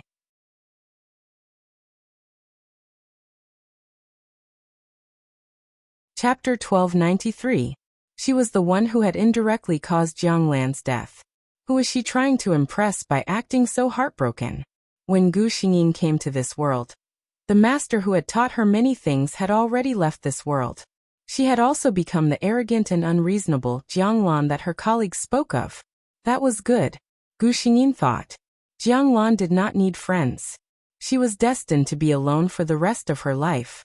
But thinking of the man who would come to her side in every life, Gu Xingyin's eyes flashed. But in this life, she was destined to let him down. Unless she died, there was no solution for her being a jinx. Gu Xingyin lazily lay on the deck chair in her little flower shop. Her shop was in a good location and the surrounding environment was not bad, but very few people came to buy flowers. Of course, there was a reason. Every room had its own special qi. It was a very mysterious thing that could not be seen with the naked eye. People would often say that the aura of someone they did not like did not match. This was a kind of qi. With Gu Xingyin, the jinx around, most people would subconsciously feel a sense of rejection when they passed by. There were also a few flower shops around, so people would naturally not choose her shop. No one. Instead, it was what Gu Xingyin wanted. She did not rely on this to make a living. She was just looking for something to kill time on the surface. Ding-ling! The wind chime hanging on the glass door rang. Gu Xingyin subconsciously looked up and frowned. What was she doing here? She did not get up and continued to lie down lazily. The woman who walked in was wearing a low-cut V-neck tight top, perfectly showing off her perfect figure. Her lower body was wearing the same tight leather pants. Her long legs were straight and slender. She was wearing a pair of super black sunglasses, orange wavy hair, and flaming red lips. She was definitely someone who could attract half the attention. But Gu Xingyin was not interested in these at all. What are you doing here? Her attitude was not very friendly. I knew you were sleeping in here again. The woman who came in said with a smile. Gu Xingyin frowned again. Something was wrong. In the original plot, Yanzi and Jianglan were not so close. She asked indifferently. Tell me, what is your purpose in coming here? The smile on Yanzi's face froze for a moment before returning to normal. Can't I look for you if there's nothing? After all, you're the top exorcist in our department. You're the idol of many people. Gu Xingyin glanced at her. That won't be the target of your worship. Yanzi had always treated Jianglan as an opponent, not an idol. Yanzi sighed. Jianglan, I admit that I wasn't very friendly to you in the past. I was even a little childish and willful. I've already reflected on my actions. Jianglan, I want to be friends with you. What was this woman up to this time? Gu Xingyin looked at her strangely and refused without hesitation. No need. I, Jianglan, never need friends. Yanzi let out a low sigh. If there's nothing else, please leave. Gu Xingyin ordered her to leave. Yanzi's expression did not change. She said with a smile. Who said I'm free? I'm here to buy flowers. Boss Jiang, there's no reason for you to leave, right? Okay, 500 per pot. Pick whatever you want. Gu Xingyin raised her eyebrows and said. Her flower shop was filled with small potted plants that were not worth much. 51 pots was already a high price. Gu Xingyin's original intention was to let Yanzi back off. Unexpectedly, Yanzi's expression did not change at all. Okay. Gu Xingyin was speechless. There must be something wrong with this woman. First 4 chapters, then 4 more. 1 Gengji has disappeared. 8 more mwaks as usual.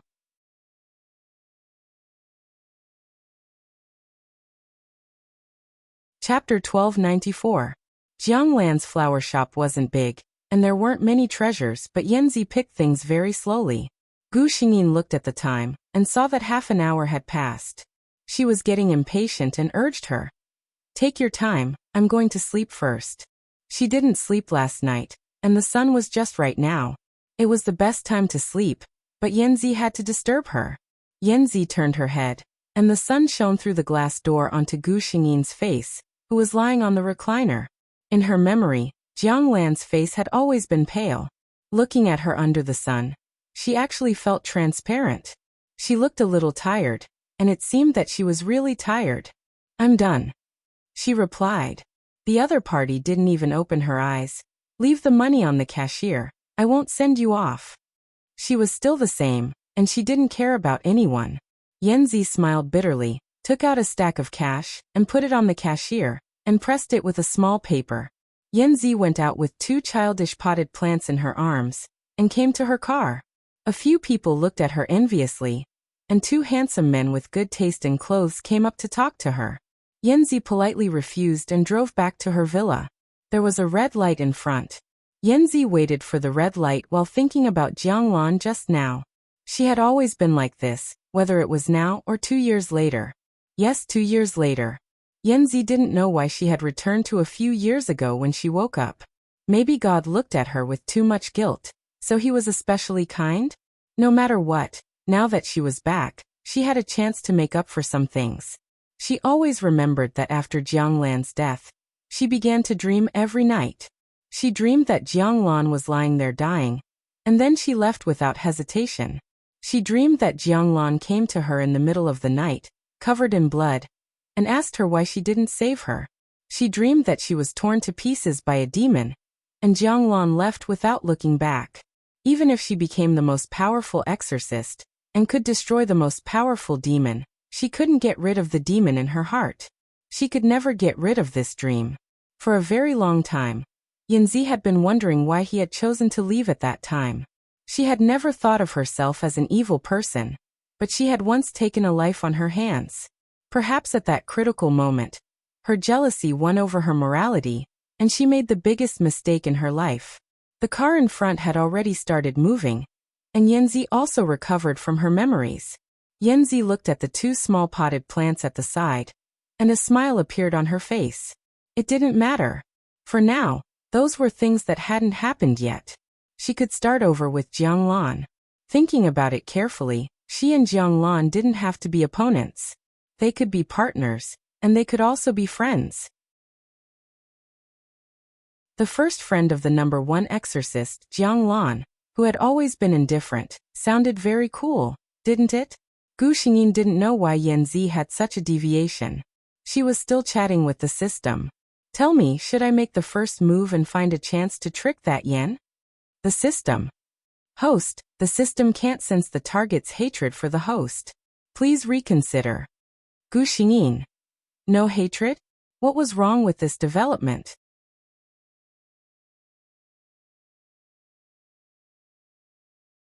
Chapter 1295. Gu Xingyin was a little confused. Sleepiness came over her, and she prepared to sleep first. However, before she could fall asleep, the wind chime rang again. Gu Xingyin was a little puzzled. What's wrong with today? Usually, no one would come to her flower shop for half a month. Excuse me, are you Miss Jianglan? The man was dressed in a suit and leather shoes. He was very well dressed, but his attitude towards Gu Xingyin was very humble. Gu Xingyin raised her eyebrows in surprise. Are you buying flowers? The man was speechless. He smiled and said, I'm here to look for the exorcist Miss Jianglan, not the flower shop owner Miss Jianglan. Oh. Gu Xingyin was not very interested. Not many people know my identity, and even fewer people can find me here. Since you can find me here, you must know my price, Gu Xingyin said. The middle-aged man smiled and said, Of course. This is the reward we prepared. Gu Xingyin glanced at it, and was very satisfied with the 6 zeros behind the number. Put the check down. Tell me what's going on first. Other than accepting tasks assigned by the organization, the biggest source of income for exorcists like them was to accept orders by themselves. Different exorcists naturally had different prices. For someone like Jianglan, 7 figures was just a deposit. Of course, those who could find out Jianglan's identity and address naturally did not care about a mere 7 figures. When the middle-aged man heard Gu Xingyin's agreement, a smile appeared on his face.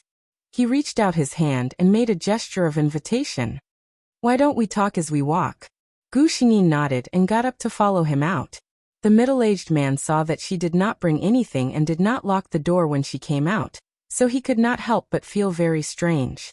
Gu Xingyin glanced at him and understood what he was thinking. She replied, Don't worry. I always carry things with me when I need them. As for this flower shop, no one will come in. Except for those of you who came here with a purpose. When the middle-aged man heard Gu Xingyin's words, he didn't understand what she meant, but he felt even more respect for Gu Xingyin in his heart. Along the way, the middle-aged man roughly explained the situation on his side. Beijing's Zhou family? Gu Xingyin's eyes narrowed. If she knew about the Zhou family, then it would be really incredible. It turned out that the second young master of the Zhou family had been behaving very strangely since a month ago. As for what exactly was wrong, the middle-aged man stammered and couldn't tell. In the end he said, You'll know when you see it. This aroused Gu Xingyin's curiosity. What was the status of the Zhou family? Naturally, he would not invite those Jianghu charlatans who only relied on their mouths. As soon as they opened their mouths, they found the most famous exorcist, Jianglan. However, for Gu Xingyin, she didn't care if it was the Li family, the Zhang family, or the Zhou family. She only cared about doing things with money. Soon, the car arrived at a garden. Yes, a garden. To be able to own such a garden in the capital was no longer something that wealth could achieve. Gu Xingyin walked all the way. Every blade of grass and every tree here was obviously the work of a famous master. The middle-aged man had been sizing up Gu Xingyin along the way. Now that he saw that she was still calm in the face of such a scene, he couldn't help but secretly nod in his heart. He had received many visitors here, and very few people could see such a big deal and not be amazed.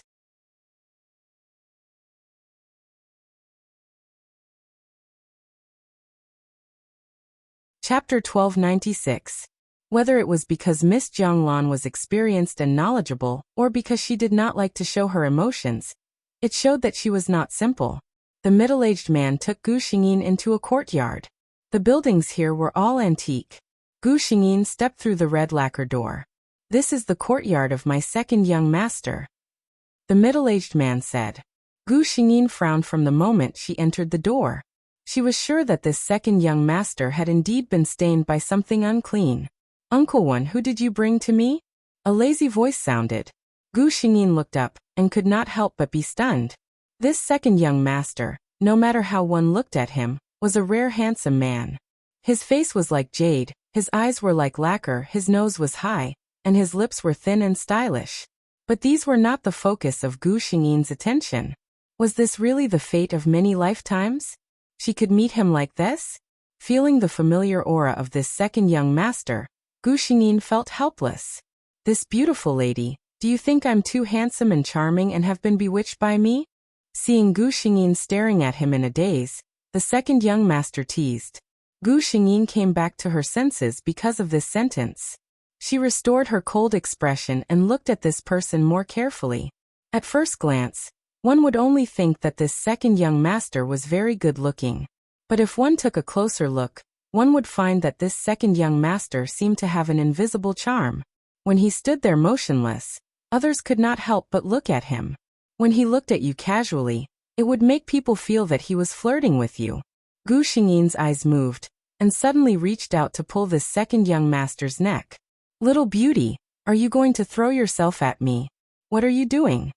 The second young master screamed and tried to dodge. However, Gu Xingyin's movements were too fast for him to dodge. Gu Xingyin held a ring-shaped red jade pendant in her hand. This jade pendant was engraved with dragon patterns. It was entirely blood red and cold to the touch. It was clearly not an ordinary item. Second young master Zhou also frowned. "Who is this young lady? How can you casually take other people's things?" Gu Xingyin didn't pay any attention to him. Instead, she carefully sensed the contents of the jade pendant. "This jade pendant, I'm afraid you didn't buy it from a proper place, right?" Gu Xingyin asked. When second young master Zhou was asked this question, his expression was somewhat unnatural.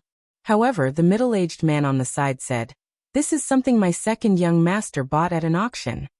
The middle-aged man looked at the jade pendant in Gu Xingyin's hand nervously. "Miss Jiang, is this thing causing trouble?" Gu Xingyin sneered.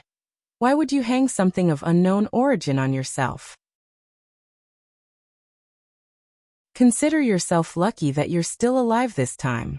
Her tone was harsh, but second young master Zhou seemed to be a little disapproving. He still squinted at her lazily. Even at this time, there was a trace of indescribable charm in his movements. The middle-aged man seemed to be even more nervous. He hurriedly asked, "Miss Jiang, what's going on?" Gu Xingyin gently rubbed the jade pendant in her hand with her fingers. In ancient times, some emperors liked to make things to liven things up. You know that, right? Not knowing why she said this, the middle-aged man nodded. Gu Xingyin snorted coldly and continued. "These things to liven things up have existed in every dynasty. It's just a matter of whether it's detrimental to virtue."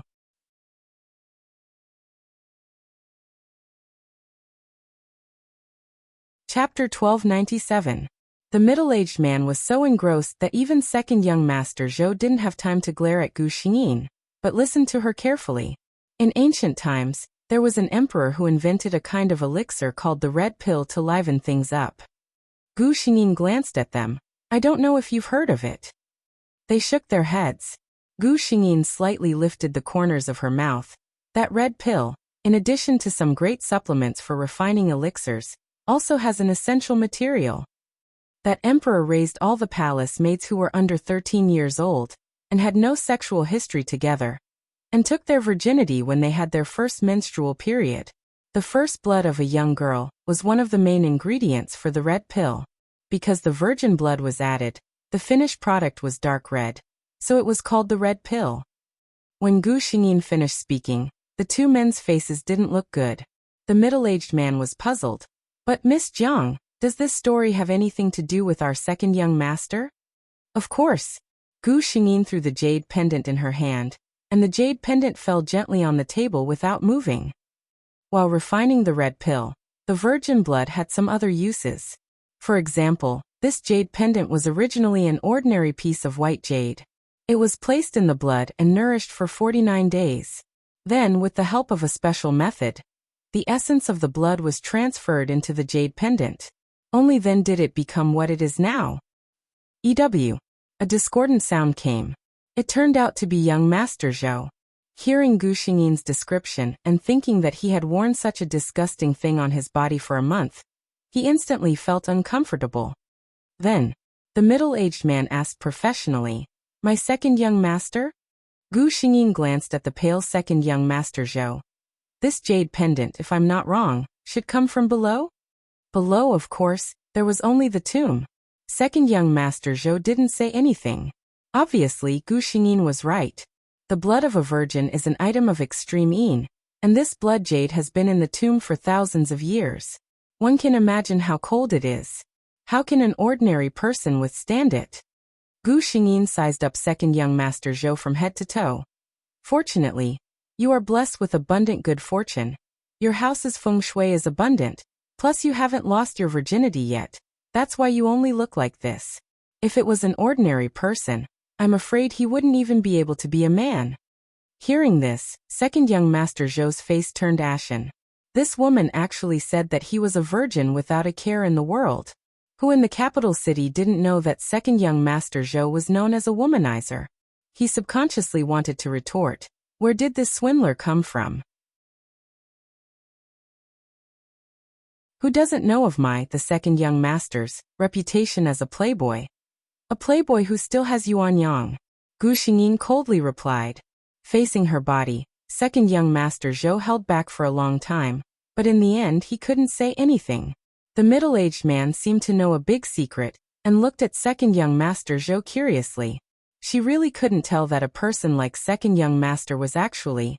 Looking at his appearance, second young Master Zhou felt extremely aggrieved. He couldn't glare at Gu Xingyin, so he could only glare at the middle-aged man. Fortunately, the middle-aged man knew his young master's temperament, and didn't dare to provoke him. Looking at the young man who was still lazy and charming, he was a little worried. "Then Miss Jiang, how can we cure second young Master Zhou's condition?" "It's over. Speaking of which, the hole in your imagination is so big that you guessed that yen was reborn at once equals. This makes me feel very unaccomplished. Finally, I beg for a wave of votes for our handsome exorcist. Good night, everyone. Good night, everyone."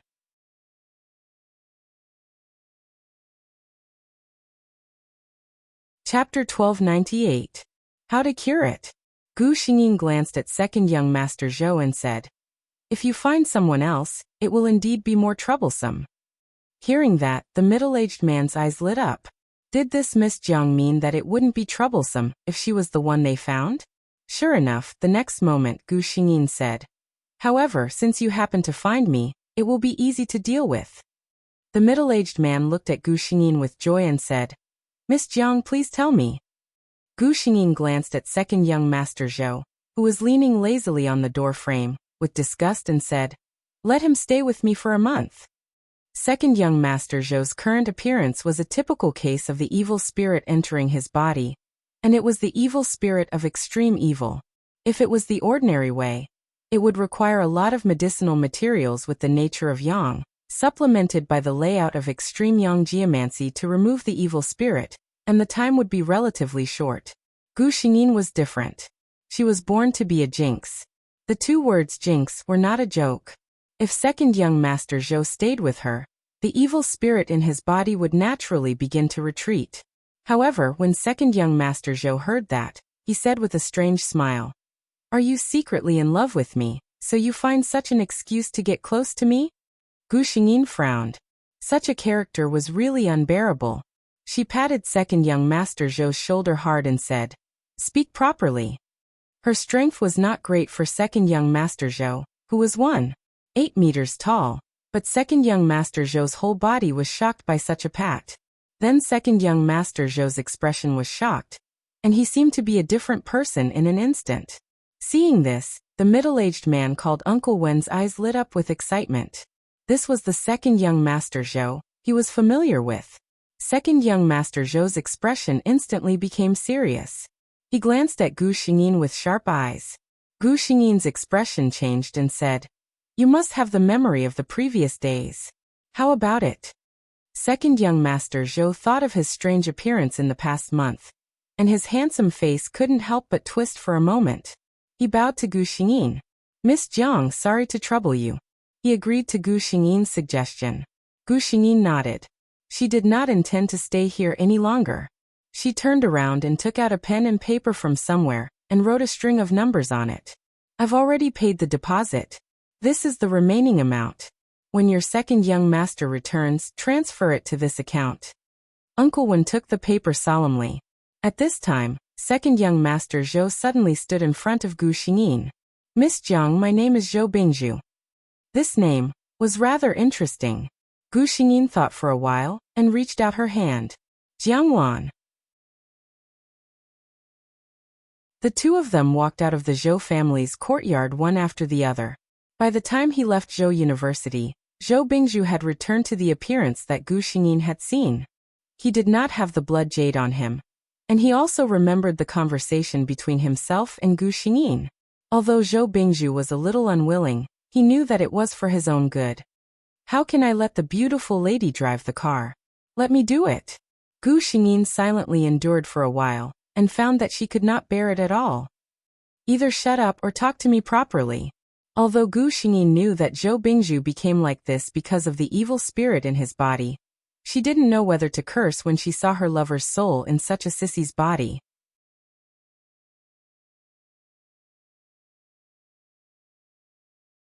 Chapter 1299. Zhou Bingzhu seemed to be startled by her. However, he didn't refute her, as if he was afraid of something.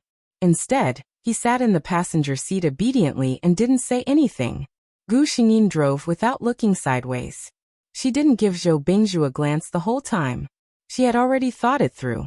Since she couldn't be with her lover in this world, or even be close to him, she wouldn't give him any hints or hope from the beginning. In this way, after a month, Zhou Bingzhu would return to normal and return to the Zhou family. They would still be strangers who had nothing to do with each other. Zhou Bingzhu had a very thick baneful aura on him. Before this layer of baneful aura was removed, he wouldn't be affected by Gu Xingyin's life providence. This was also the reason why Gu Xingyin dared to get someone to follow him. It was already late. Gu Xingyin didn't go to the flower shop anymore. Instead, she drove Zhou Bingzhu straight to her home. Exorcists were not poor financially. Gu Xingyin's apartment was in a high-end residential area in the city. Before Gu Xingyin's car entered the door, Zhou Bingzhu said, "The house is here. It seems that Beauty Zhang's conditions are good." Gu Xingyin gave him a warning look. Zhou Bingzhu's face fell a little bitterly. "It's not my fault. I can't control my words." Gu Xingyin tacitly agreed. She actually knew it. When the Yin spirit entered a person's body, not only would they unconsciously begin to develop the Yin spirit, but they would also become like Zhou Bingzhu, who didn't forget to seduce people. Especially when that piece of blood jade had such a filthy origin. Gu Xingyin said lightly, "Since you can't control it, then don't talk." Zhou Bingzhu actually knew it in his heart, but he couldn't control his words and actions. He thought about it. If he spoke like that every time, it would be better not to speak. However, he turned his head and glanced at Gu Xingyin. This Miss Jiang was really not polite at all. The two of them entered the house. The room on the left is the guest room. The things inside are clean. You can stay there. The living room and your room are public places. You are not allowed to enter my room. If you have any questions, call me. It's this number. Don't bother me if you don't have anything." After Gu Xingyin called Zhou Bingzhu, she turned around and went into her room. Zhou Bingzhu looked at her helplessly and turned to enter the guest room that Gu Xingyin had mentioned. Oh, it was indeed very clean. It could be seen that everything was brand new. No one had lived in this room before. Opening the wardrobe, there were 2 sets of men's and women's pajamas folded neatly in the wardrobe. There were even private underwear. Zhou Bingzhu picked up a set of men's pajamas and smelled it. It was the fresh smell of detergent. Only then did he feel relieved. He took his clothes and went to the bathroom to take a shower. After washing up, Zhou Bingzhu felt a little tired. He didn't even play with his phone before lying down and falling asleep. A dreamless night. The next day, when Zhou Bingzhu woke up, he was stunned when he saw the sunlight leaking in through the curtains. To say something pretentious, this was the best night of sleep he had in the past month.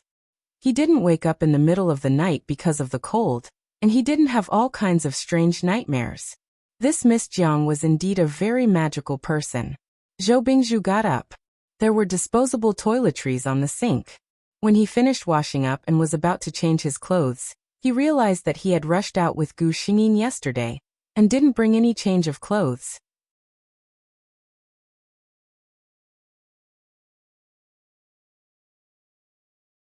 Chapter 1300. Gu Xingyin was enjoying her breakfast. It was a very simple sandwich with 2 fried eggs and 2 slices of ham.